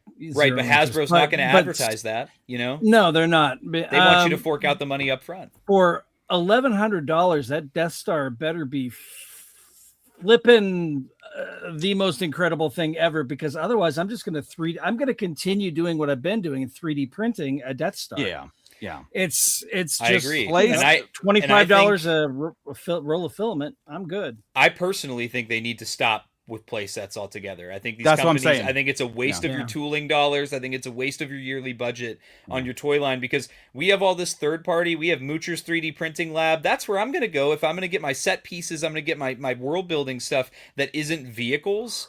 That I don't need a hallway, because I can go get that from Darth Moocher for half the price. Of a licensed hallway, you know what I mean? With better detailing, with better detailing, more accurate detailing. And I know that the person, I know if I have an issue with it, I can talk to a real human being, and I know that I'm going to get a replacement, and I know that there's going to be care taken into how it's packaged. It's not just going to be shoved in a box with a bunch of toilet paper around it. You know what I'm saying? So though that toilet paper is very useful at times, especially with inflation. And the side note is that we're giving them an absolute pass on one thing. where they're Yeah. saying, all right, well, yeah, we have to go up on, let's say, inflation and price and everything, but you cut your marketing department because you almost do barely no marketing. Now, there was a time where you used to put out, they had a marketer that went into the store, there was a rep who checked the aisles, there was a real person associated with a real salary, and you had real people across the line that were putting those things in. They were doing commercials. It's expensive to do a TV commercial. Now you have social media, and you can negate that. They have photographers that do that. But the problem of it now is that they almost do little to no marketing. So that's taken out of their plan. So now where's those funds going? And also don't tell me that those CEOs and the people at the end of the year to get those bonuses aren't 3 times to 4 times the wage of a normal employee, because it is. So at this point, you're like, so what are you doing more than everyone else is doing? And you've got to look at this point right now where it's like you're dealing out less resources, you're charging us more pricing. And you know, when there's a whole point, like I said again, we knew after the tariffs point they weren't going to lower the pricing. That price was here to stay. It was it was set in stone at that point. Yeah. And so you're we all at this point, what are you doing? Yeah, you know, and so you've got to give something back in order to the laws of equivalent exchange is for something to be given, you have to give of equal value. You've got to do that as well as a company. So So this is the other point. I think this is going to blend right into the next topic is the things like the Kenner X-Wing and TVC. So we live in a world where Hasbro has endless amounts of not just free marketing, but they also have free data polling that these fan channels do. Look at the multiple fan polls that we do. Black Series Most Wanted, Galactic Conquest, March Madness Order 66 edition. You have the biggest Star Wars action figure fan poll of them all in SWTVC's March Madness, which polls well over 1,200 people every single year. You have polling data across the last so many years. I'll use SWTVC as an example because they're the biggest and the longest running, okay? As of the current fan polls. They've been going since 2020, right? They have 6 years now of data to go from, and now they get consistently over 1,000 participants. That you can't get much better of a sample size than over 1,000 people, because most people look to between 100 and 250 is considered a decent sample size, right? But what's going on here is you have the Hasbro team, and I'm not just limiting this to just Hasbro because it's all the different brands. They're saying they listen. They're saying the words to you. We listen to the fans, you know, we do this. And we used to complain about this with Patrick back on the old Hasbro Star Wars team. We love talking about how much we listen to the fans. That's a quote from him on one of their fan streams. So you look at what's going on here right now is you have them saying like, oh man, like, you know, the hobby, they talk about TVC like it's on its last leg and it's dying, and you know, they talk about it like the elderly family dog. And you sit there and you're like, okay, what are we doing? Because then you make choices for these lines that completely go against. We've already polled and said 85% 2 years ago. 1,200 people were polled in the TVC community that said we do not want Kenner repainted stuff in the TVC line. Keep that to retro.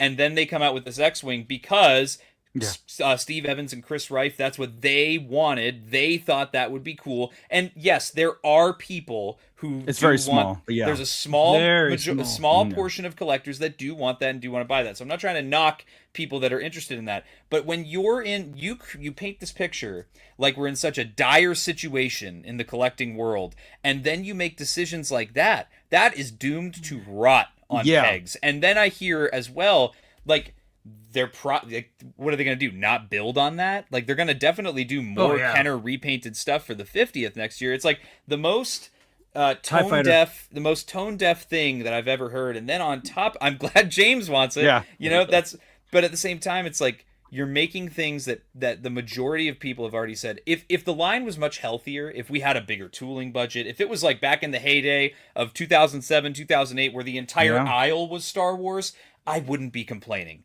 But if you're making it to the point, you're pulling TVC from retail stores, you're doing this, you're bringing it in, you're also simultaneously doing no marketing, you're relying 100% on the collector base to do all the marketing and all the data polling for you, and then on top of that, you're still not listening to what the people say. It's like, what we have gone since it took us 10 years to finish the Rogue One main crew in the Vintage Collection line. Is it going to take another 10 years since the Bad Batch came out to finish the Bad Batch? How long are we going to sit here and play this game of cat and mouse, and then in place of that, we chose to do the Kenner X-Wing? You know what I mean? We need to be making smarter decisions with the lines, and I think it needs to come down to these guys that work on these toy companies. I get it. If I was working there, there'd be stuff that I would slip in as my own personal, this is something, my dream project. But dude, at the end of the day, at some point, we got to start making some sacrifices as to what you personally want and look to what people want, what the general populace is telling you through actionable data, what they want. Scott.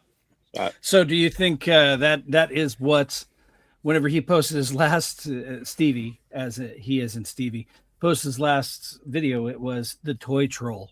He was commenting about toy trolls. Is that us now because we're questioning his decisions? I didn't catch that one. Toy trolls. What's so that? It's good. Toy It's trolls. that always works when they snap back and they call, that always works in the it worked really well for Pablo Hidalgo and Ryan Johnson back in that. Yeah, exactly. Right? I'm saying it works wonders when you start to label. Yeah, yesterday his video, how to get toys made, dealing with toy trolls and collecting in 2026. What's next? Let's talk toys. Yeah. So it's like, is a toy troll? We've posted these questions and we do it in a very constructive criticism kind of way, right? And offer solutions about this. Offer solutions. He doesn't have to take them, but he doesn't respond. They don't respond. So I don't know. Do they hear they hear what we're saying, but are they listening? Are they listening, or are we just toy trolls because we're criticizing the things that they do? Yeah, it's all the above, and it's also the fact that like I'm sure sitting in that seat, they're like, well, we're the toy creators, you're the toy collectors, and you're gonna buy, and you slap Star Wars on it, and like I said, that's been a notion for a long time, right? You slap Star Wars on it, they're gonna buy it. Well, now. Okay, fast forward 10 years from now, and now, like I said, look at our toy rooms. I mean, they've expanded. They keep expanding. Someone in the chat even says, "I don't buy six figures, a whole year anymore." And now it's the point where it's like, well, if we give them a gold package Darth Vader, they're gonna have to buy it. If they get a Kenner painted Darth Vader, they're gonna have to buy it. Whatever it is, and now people are starting to be like, no, we're not doing it. We're just not going to do it because it's too expensive. You can't be a completionist anymore with the pricing. You can, you can be. You can't be a completionist now. You know what I mean? It's like, you could be a completionist if you gradually buy over the next 10, 15 years. But the way that the market is and everything, you can't keep up with being a completionist. So a lot of those people have tapped out. Yeah. To Dr. Jones' point, no, that is specifically for those who don't offer constructive criticism. We offer constructive criticism, and we don't, we don't know if that is being heard. Well, we do also say stuff like the X-Wing is stupid as F.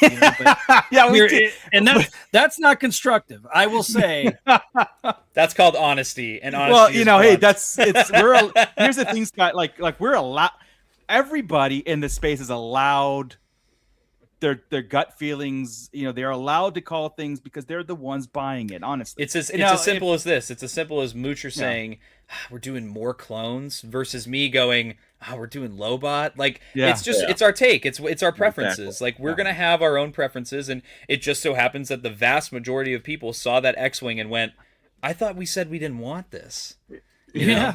Here's also the thing that like we've talked about this and this is where the trouble becomes, because I do think, and I've noticed that this has happened, we talked about this a little while ago, that I think some of these executives and people that work at companies want to be YouTube stars. Yeah. And I think it's seduced within getting online.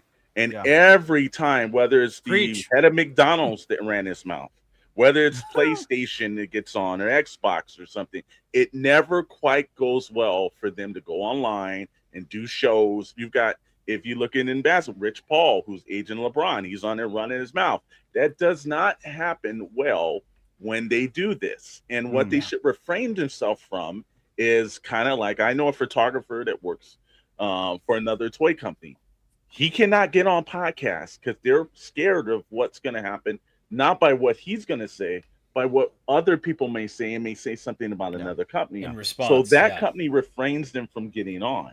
And I think in the same thing is that while I know a lot of people say social media is not a form of advertising, yet Mr. Stevie gets on every week. Thank you, sir. Mr. Stevie gets on every week and he does a cast. Why do you think he's doing that? He's trying to reach more consumers, because if he was doing that just to speak to himself, he wouldn't do it every week. It's an actual ploy to try to get in more people and to buy Hasbro products. And I'm glad Dr. Jones is telling us too. It's like, we are more in tune probably with Stevie's thinking and stuff, like not like if he's not calling us. I understand that. Yeah, I mean, we're not saying he's a bad person, but no. It's just as much as you put yourself out there publicly, just as much as we do it, and people are going to respond and have criticisms, and we're going to disagree, and we're going to have discourse. And I think that part of the issue is, this is social media in general.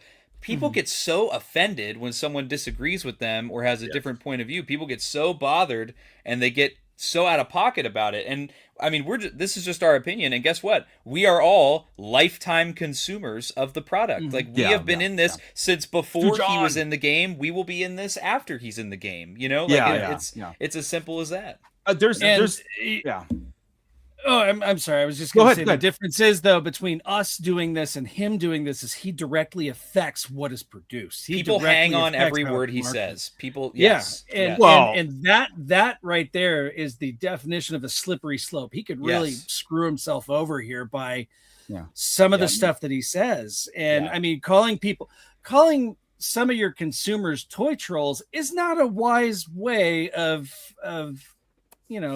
keeping the brand healthy. Look, because it's true, but exactly. Sometimes you just don't say it, right? It's about how you say it. It's about how you say it. Name calling, giving it a label, versus what I really liked. Chris Reif made this same point at San Diego Comic-Con in one of the interviews, and I thought he said it very well, where he said, we get a lot of feedback, and sometimes it's like art. When you're in art school, the teacher will go, You put your heart and soul into this art, and the teacher will go, "This is wrong. This is wrong. This is wrong. This is wrong." It's not because they hate you, off the wall. but then there are people who want to be nasty about it, and it's all about how you carry yourself and go, "Okay, you're going to be nasty about it. I'm just not going to listen to what you have to say anymore. But if you're going to come out here and you're just going to give me constructive criticism and tell me what's wrong with what I made," my dad put it as like, it's like a kid's drawing. Bless your heart, you did your best on this product, but it did not meet the mark. And the point I've always said is that, look, there used to be a point, and it used to be in all kind of business, the customer's always right or wrong. They're always right. And I understand, like, Dr. Jones said he disagrees with that scenario. I want you to disagree with me, because we have two different views. As somebody that is on, like, that constantly does a YouTube channel and does these kind of things, I'm not representing a larger multi-billion-dollar corporation. Right. Yeah. So I wish you were, because I could really use that money. Because, my actions go for my small group of people, but I still have to be mindful of my actions. But when you're doing that at $1 billion industry, and you're on and you're calling customers trolls, which is in his right to do, but it used to be a point, why do we need to know what these executives are thinking? We don't need to acknowledge it. You need to actually hold it a little bit in, because what happens is you make yourself, like, as people feel like they know him, yet they do not, because he's on the channel. So a lot of things are perceived like, well, this is what he thinks and that, but that's not an accurate representation of who he is. But you put yourself in a bad situation on Sundays when you do this. And like you said, all of us in our DMs, there are people like, hey man, I love the work you're doing. And then there's some people that call us names that our mothers would be extremely sad about, and yet you deal with it because we put ourselves on the line. We understand that situation's coming. I'll jump out and say, I've talked to Steve Evans multiple times. We've had one-on-one conversations, like, on several different occasions. And I'm not knocking his passion for the hobby. I mean, when I did the Back the Lap marathon for the Republic Gunship HasLab, dude, very next morning, he commented on my stream. He shared it on all his social media. He reposted it. He commented on the Instagram post I made where I announced the stream. And I had a conversation with him back and forth. We've talked several times. When we have these conversations, we're not saying this dude's a piece of trash and they need to get rid of it. You know what I mean? Like it's more of a it's a lot of things that are happening right now in the toy world is very uncharted waters. We've never had social media as in your face as we've had it ever in the history of the toy world. We've never had the creators of the toys having their own social media, making a brand of themselves, because ultimately that is what he's doing. He's making a brand of himself as an influencer. And the other thing is too, the generational change is happening in the toy world too. My generation is getting so much more into toys than I think anyone was anticipating, whether it's vintage toys, new toys. I mean, how many times have we talked on ToyChest? Wow, I went to Toy Hio, I went to Geekin' Out, I went to Joe Show, and there were so many kids here this time. There's so many young people, teenagers, young people this time, and you're seeing this resurgence in an appreciation for this stuff. And again, I think that it comes back to the toy companies need to not make excuses for why they're not meeting the mark. They need to be proactive and start paying attention to the trends as they're happening instead of waiting for the trend to come and go. And it's like this happens all the time. I'm trying to think of it. I want to say like TikTok trends. They come and go so quickly, and then by the time these companies catch up, they're like a year too late. You know, we have to start being proactive, and there is a way to do it, but you have to actually be very tuned in to the chatter that's going on in the fandom and actually act on it, not just say the words. I'm listening to you guys. I like I said, with full disclosure, this is the first time hearing anything as far as like Stevie's latest poster or whatnot, and I did say a long time ago when he started, I said I am glad of communication, regardless of sometimes the content, just somebody is talking on that other end of it, because like this is unprecedented to this kind of industry where there is some sort of outlet or pathway to creators versus buyers. I've come from the gaming world, right, where this is normal. Creators or all the producers are always online engaging, always, right? And it doesn't go well 100%, like 90% of the time. It never goes well. I swear. You're always going to have things. And, and Stevie is, and we've criticized this aspect of it, not the fact that he can say it, is that, you know what? It's like, be careful, dude, because you're not in a good position, because no matter what side of the lane you're going to be on, you're going to get bashed. And so this doesn't, again, the notion, I have to watch the video, but it doesn't help. I saw the video, and like Dr. said, we never said he said that he called a troll, but what he did was he added clickbait into his titling that said toy trolls. Let's talk about toy trolls. So you gave it a label. That's the problem, is that when you give into that and then you put it in your title, because that title was representative, indicative to get people. It was clickbait to get you into the show and to have a discussionary point. And he represents Hasbro.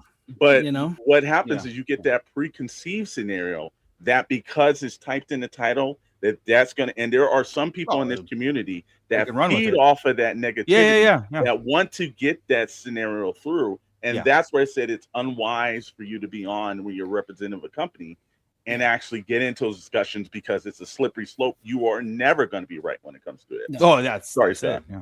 I look at it's sort of like what happened to, oh God, what's her name that plays Cara Dune? Not to that extreme. Gina Carano. She spoke about something that she felt personally, and it, the reaction was fast, and it did not go the way you think it will. Exactly. And there's just working in marketing. I work in marketing. And I've also I've been trained in art school to give constructive criticism about things, and not fucking Mando Mike. And Gina Carano is hot. There's ways of doing things. There's certain things that you just don't say because you don't know what the reaction is going to be, specifically when you are representing a company. But even do know and you still do it, yeah. I mean, because sometimes we're human beings, man.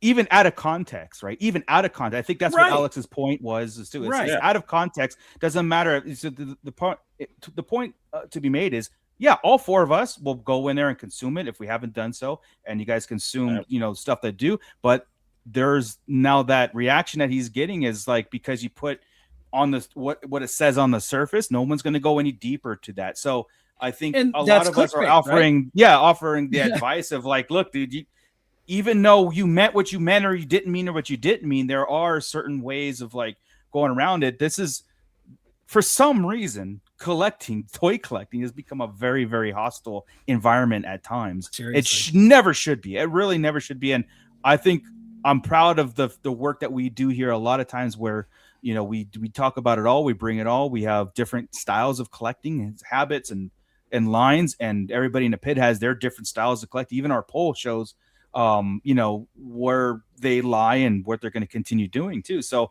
we do try to bring a lot of we try to eliminate the us versus them. Or I do. I try to eliminate the us versus them. I've said it back in, let's say a year ago. Sometimes I'm like, I'm glad that us versus them line is being blurred more and more and more, where it's not that, line in the sand on things. And then of course, Comic-Con comes around, not saying that I was all up in arms, but the community was up in arms about Comic-Con, could be on every level. So there, and then all of a sudden that us versus them came right back in there. Now anything Stevie says is bad, anything Brandon says is bad, anything we say is bad, or anything other show says is good or bad. And now these lines and sands have been drawn again, and it never seems to be like this. Like, all right, we hear you. We're gonna take this back to the board and whatever. But something, we all collect. We want to collect, and we're going to continue to collect. And I think a lot of those San Diego Comic-Con floor show interviews had me satisfied. Honestly, that had me kind of like going, all right, cool. All these things about like the notion, if I put it out there about they're never going to get to this because they don't want to. It's not that they don't want to. They have to make sure it's right. They have to make sure the timing's right. They have to make sure. And what was cool is like, we hate this answer, but sometimes they did use the excuse of, well, there's anniversaries, and anniversaries are a great time to get those obscure characters in the line. And I'm like, that's all I wanted to hear. I'm not 100% good, but I'm good with that sentiment moving forward. You know what I mean? And we're also we're not attacking Mr. Stevie. It's just sometimes we do, but we do it in a constructive way. We're not attacking him. I mean, but you've got it. Whenever you represent a company, a big corporation like this, you just got to be cognizant of. And Jayhawk Jedi is absolutely right. Everybody uses some sort of a clickbait thing. I mean, looking at ours, are we at our breaking point? Well, what's that? What is our breaking point? But the difference is you guys are clicking on it and watching the video and seeing what we're saying. A lot of people will see that like I did. I saw that title. I haven't had a chance to watch it yet. I bring it up and it started this conversation, right? It's positive or negative. It's just when you represent a major multi-million-dollar company, you've got to be cognizant of the things that you say, because it can be taken out of context. If you give me a headline, I'm going to roll with that headline. Live on a show, right? And then after it seems like, all right, cool, that wasn't what he meant and stuff like that. And like I said, I saw the comment about that I think everybody on YouTube uses clickbait. I think that's a very true statement. I think it is right, but that's why the heads and companies probably shouldn't be on YouTube, because it is one where same thing. If you watch any other major podcast person out there, there's a shock and amaze to try to get you into the discussion. And there's always going to be a point of trying to open that up. But I think that when you are, I think if even if we're talking about like Tom McFarlane, I know Rob Liefeld just said a couple of things that really had me. I saw that.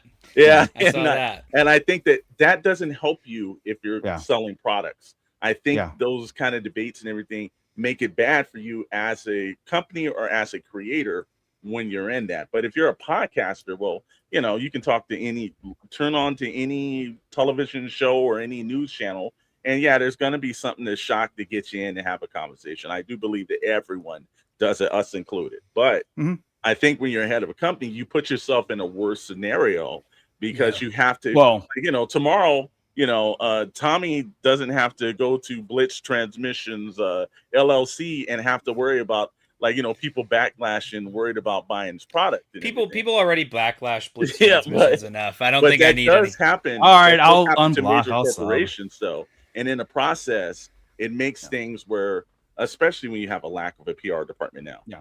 Now Yeah, you're constantly on and explaining yourself on things. Well, that's how that's how we're taking it, right? It's how the collecting community takes it, right?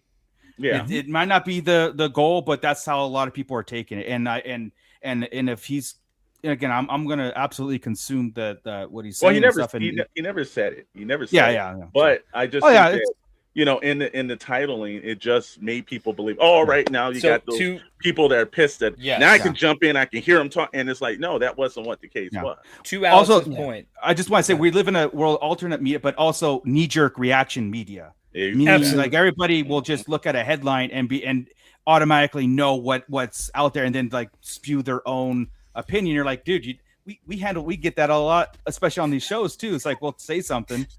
This freaking guy. This freaking guy is so proud to have never said anything in He didn't let him finish in the past minute. Yeah, he does not, man. You know. The other part of it is this. Like, I mean, I say this on my YouTube channel all the time. It is extremely important when you have a platform, when people view you as a voice of authority. It is extremely important to think about what you say and how you say it, what you're saying and how you present it. Myself, I'm a very sarcastic person on my YouTube channel. I'm totally not sarcastic on the show. But I'm very serious on the show. But they when I do videos, like if you see a title from me, a lot of times it's a tongue-in-cheek, sarcastic title. But I'll even get comments from people. They'll be like, "What? You didn't do blah blah blah," and like they either didn't watch the video or because that's the thing though. So you have to be cognizant and understand if I'm gonna put something like that in the title of my stream, that it's going to be taken the wrong way. And then at that point, it's how do you handle it from there? Are we going to lean harder into like double down on what you said, or are we going to, you know, pretend it didn't happen in the first place? Is it worth the clicks, or is it worth your integrity? And that's where it's, you know, integrity. You're advertising. You're trying to get people to draw into your YouTube channel. I get it, but that's not his job. That's where my thing comes in. I think that I understand where he was coming from. That's probably something I would do a podcast on, but that's something that you title something like that for the clicks, and then you also have to be prepared for how people will respond to that. So, yeah, I don't think he has a problem with how things are responding for him. Like, because you know he's not, you know, he doesn't make you know what, reactionary videos or things. So he just puts it out there, and we're the ones who talk about it. We're the ones who run with it and stuff like that. Yeah, Stevie doesn't. He's not, like, he's doing his thing. He's having fun in the world. He's very passionate about his collecting and old collecting and vintage collecting. Very all that passionate stuff, about making X-wings that aren't the right colors. Very passionate about it. Yeah, but I do want to switch. I do want to switch gears as we wind down here too, because you know we are gonna when we talk about, like, we bring up our poll. Okay, when I put it out there, is what's your breaking point? Now, again, sometimes it's not a bad word when it comes to breaking point, right? Where is it where you lie into the fact where your collecting habits are and what you're going to be doing? A lot of you guys, and I think a lot of us here too, is just start picking and choosing, because prices and character selections and everything are all factors that we've talked about, you know, to where picking and choosing is probably, to me, if my advice on anybody getting into collecting would be that pick and choose what you want, and you could fill in the gaps later. You're going to want to go all in. You're going to feel overwhelmed. You're going to spend a lot of money. But I think a good attitude is going in there and be like, you know, you stay in a certain lane and then you expand from there. So I think the continuing habits of how we do collect is picking and choosing is fantastic. A few of you guys say prices are a factor, character selection is a factor, and I think Howell Runner said that he's going to buy everything still. We're going to that. Always against the grain. Yeah. But yeah, so I'll go ahead and close that up. But you know, look, I think having any kind of a discussion is absolutely key, because otherwise we can come on here and say this figure is coming out and then this figure is coming out, and are you going to get it? No, get it, yes. Can I add to that? yeah. The other thing I want to add to that is, just as much as our show isn't like so many other toy shows where it's just we rifle through, we show you a bunch of solicitations, and we rifle through our thoughts on every figure individually, blah blah blah blah blah. We say the same thing, everybody else is saying. just as much as that, this show is about having the conversation. I mean, we did the same thing when we talked about the TVC packaging change. It's like, let's have the conversation. Let's have the disagreeing opinions. Let's actually explore the topic beyond. So many of these topics are not black and white, and you're not going to get a lot of shows that are going to explore all the different possibilities and avenues of how we can talk about this conversation. And just because the four of us may disagree with the way that Mr. Stevie's running his YouTube channel, it's Mr. Stevie's YouTube channel, and he is going to do what he's going to do, and we're going to do what we're going to do. So at the end of the day, I think it's good that we at least have the conversation. We talk about the pros and cons of every topic that we explore, rather than just, I don't know, not saying anything at all. I think it's better to have the conversation and be wrong and that's have what I'm saying. Disagree than not have the conversation at all. That's 100% right. It's like be wrong, but then like, okay, let me go and really explore that and open up ourselves, because none of us here going anywhere with arms folded, right? We go in there and I'm gonna not explore the Kenner X-Wing. And I agree. I don't think he will buy a Lobot because I have to. I'm contractually obligated. I mean, it was either that or Vault 9 was going to kick Chet off the shows, and I was like, I can't have that, so I guess I have to buy Lobot here. So yeah. No, the good thing is that we can have these discussions and we keep it civil with each other. Even if we disagree, we're all keeping it civil. So. Are we? We don't have to. Shut up, Tommy. Well, no, Jesus. I think with Jayhawks 499, we appreciate it. But I think there's a point where, look, if you can, there's so many places in the world where you can't have a general discussion. Either it's my way or the highway. We can't talk about things. I think that the greatest element that you can have, and I think that's the reason why I enjoy being on these shows, is that you're allowed to have different perspectives. But in the same way, though, take that moment to look from other people's perspective to see if you can reach a common ground. It's not a right or wrong. We all want things to be better. I think everybody on both sides want things to be better. I think we've got to get in the way of just having good discussions, because now we don't talk to one another. Yeah. And now people and social media and these platforms are able to talk to one, and hopefully it can be not disrespectful, can run a good course, and we can come up with some fun solutions, because we all love the same thing. Yeah, like when I tell Tommy he needs to watch the original trilogy, and he does, and he likes it, I'm like, see, dude, you can't. It's really funny. When I rank the Star Wars movies, A New Hope is my favorite Star Wars movie. Yeah, and Empire Strikes Back is middle of the pack. You know, it's just that's the correct answer. No. All right, we've had enough of this negativity for one day. Oh my God. We were just talking about not banning people, and Scott, the ORA judges you, Scott. The ORA judges. I understand. Yeah, but what we're gonna do? So it's in the next couple shows we're gonna start doing these things where we want to steer a conversation to the importance of completing certain teams, themes, moments. In Star Wars, as the collection starts to really dilute itself with all kinds of media, and especially next year when we got 2 more Star Wars media coming into the fray with more figures and everything. So we want to start to steer some conversations, and we'll have more like this too. Trust me, this kind of stuff is never going to go away. But we want to do also segments of what we're going to call here on this show is campaigns. They're going to act like polls, but they're going to be like campaigns. So we're going to be campaigning for, let's finish the 96. Let's finish the Bad Batch. Let's see if there's actually a lot of people that can join us and click that yes or no button on those topics that we want to have Hasbro here, right? We want them to know, like, this is important. You can't just let this go. You're not going to Indiana Jones the Star Wars line, okay? You're not going to Tron the Star Wars line. Star Wars is not going anywhere. It's vast. Yeah, I know. But you're hitting me in the feels. When we need this character to complete this team, we're gonna explore that more and more and more. I do want to say that the Black Series Most Wanted is gearing up. Oh, sorry. No. Yeah, I'll just end with this. If you guys don't know what the Black Series Most Wanted, Tommy ran with this thing last year, and Lobot won. So.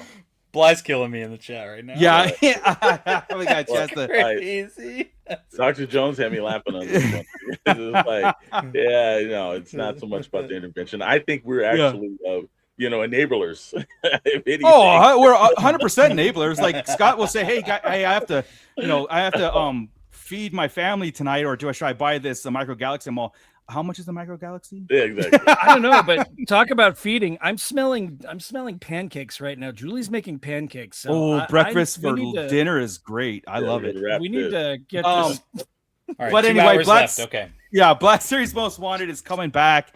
And I know Tommy is go ahead, Tommy. I'm gonna give you the floor because you got some data from last year, and go ahead and plug where that data is at, and also who helps you with that, and of course tease that poll coming up. Yes. So in preparation for Black Series Most Wanted, which will have an updated logo to match the new Black Series logo that they got at SDCC, we're going to be launching that in December. So leading up to that, we're going to be taking a deeper dive into the master list from last year. We had over 1,100 unique character and outfit submissions from last year among the over 500 people that submitted for last year's list. So we had a post that we put up. Myself, I have to give immense, endless thank yous to my friend Courtney's Cantina on Instagram. He's a data analyst, went through all the data, organized it, and we did a deep dive on the top 25. So not even just the top 12, the top 25 from the master list, broke it down into all different categories. And then on top of that, too, a huge, endless thank you to everybody's favorite Great White North Empire for making the visuals and the graphics based on all the data that Courtney's Cantina put together.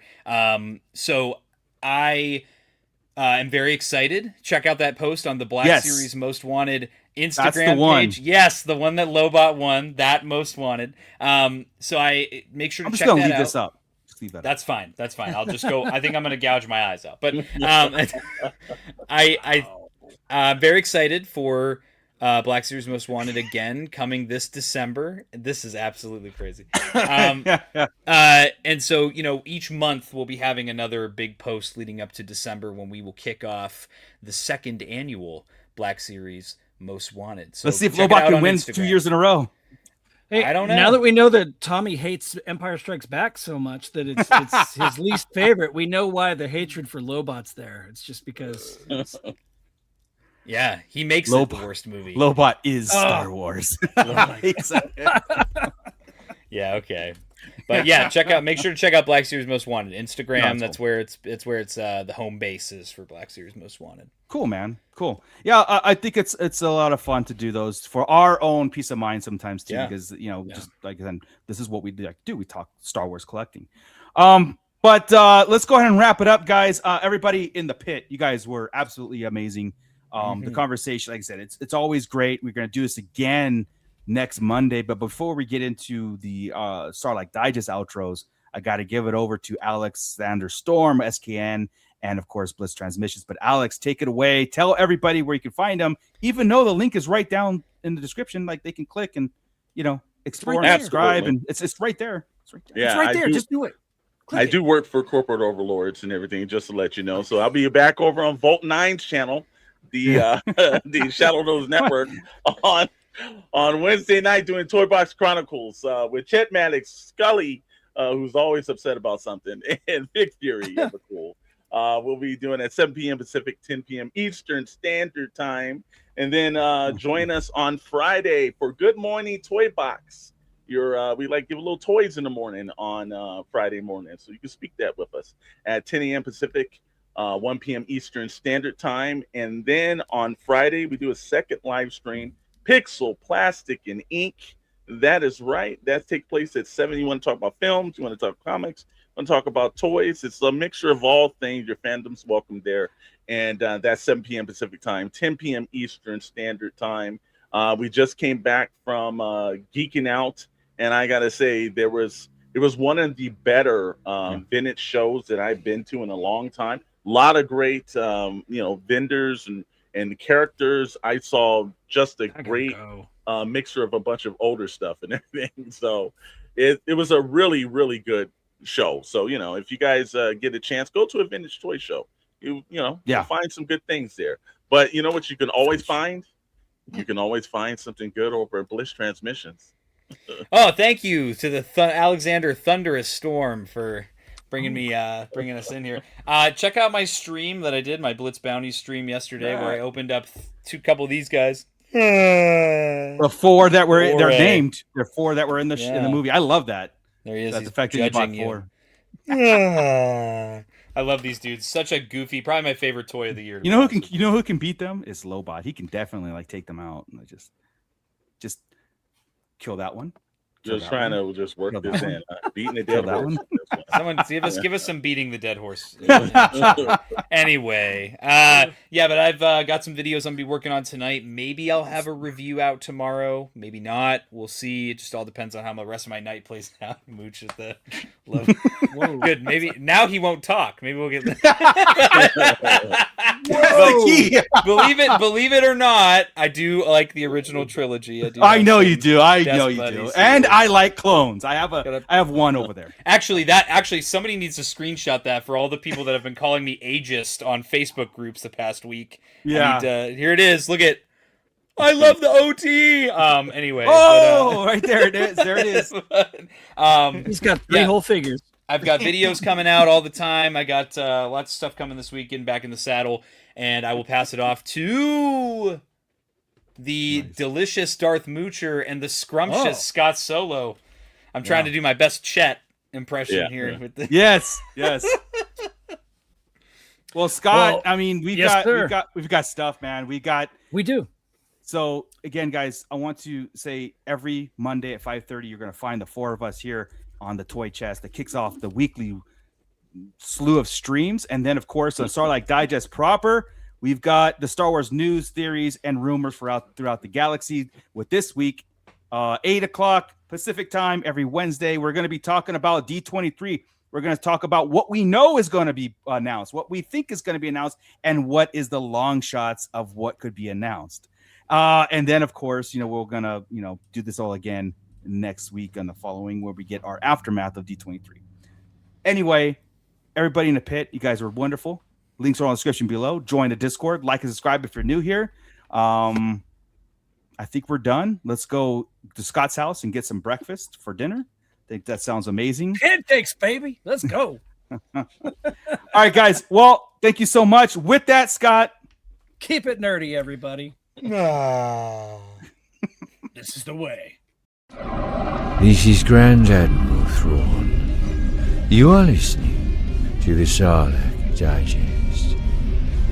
What a fascinating play on words.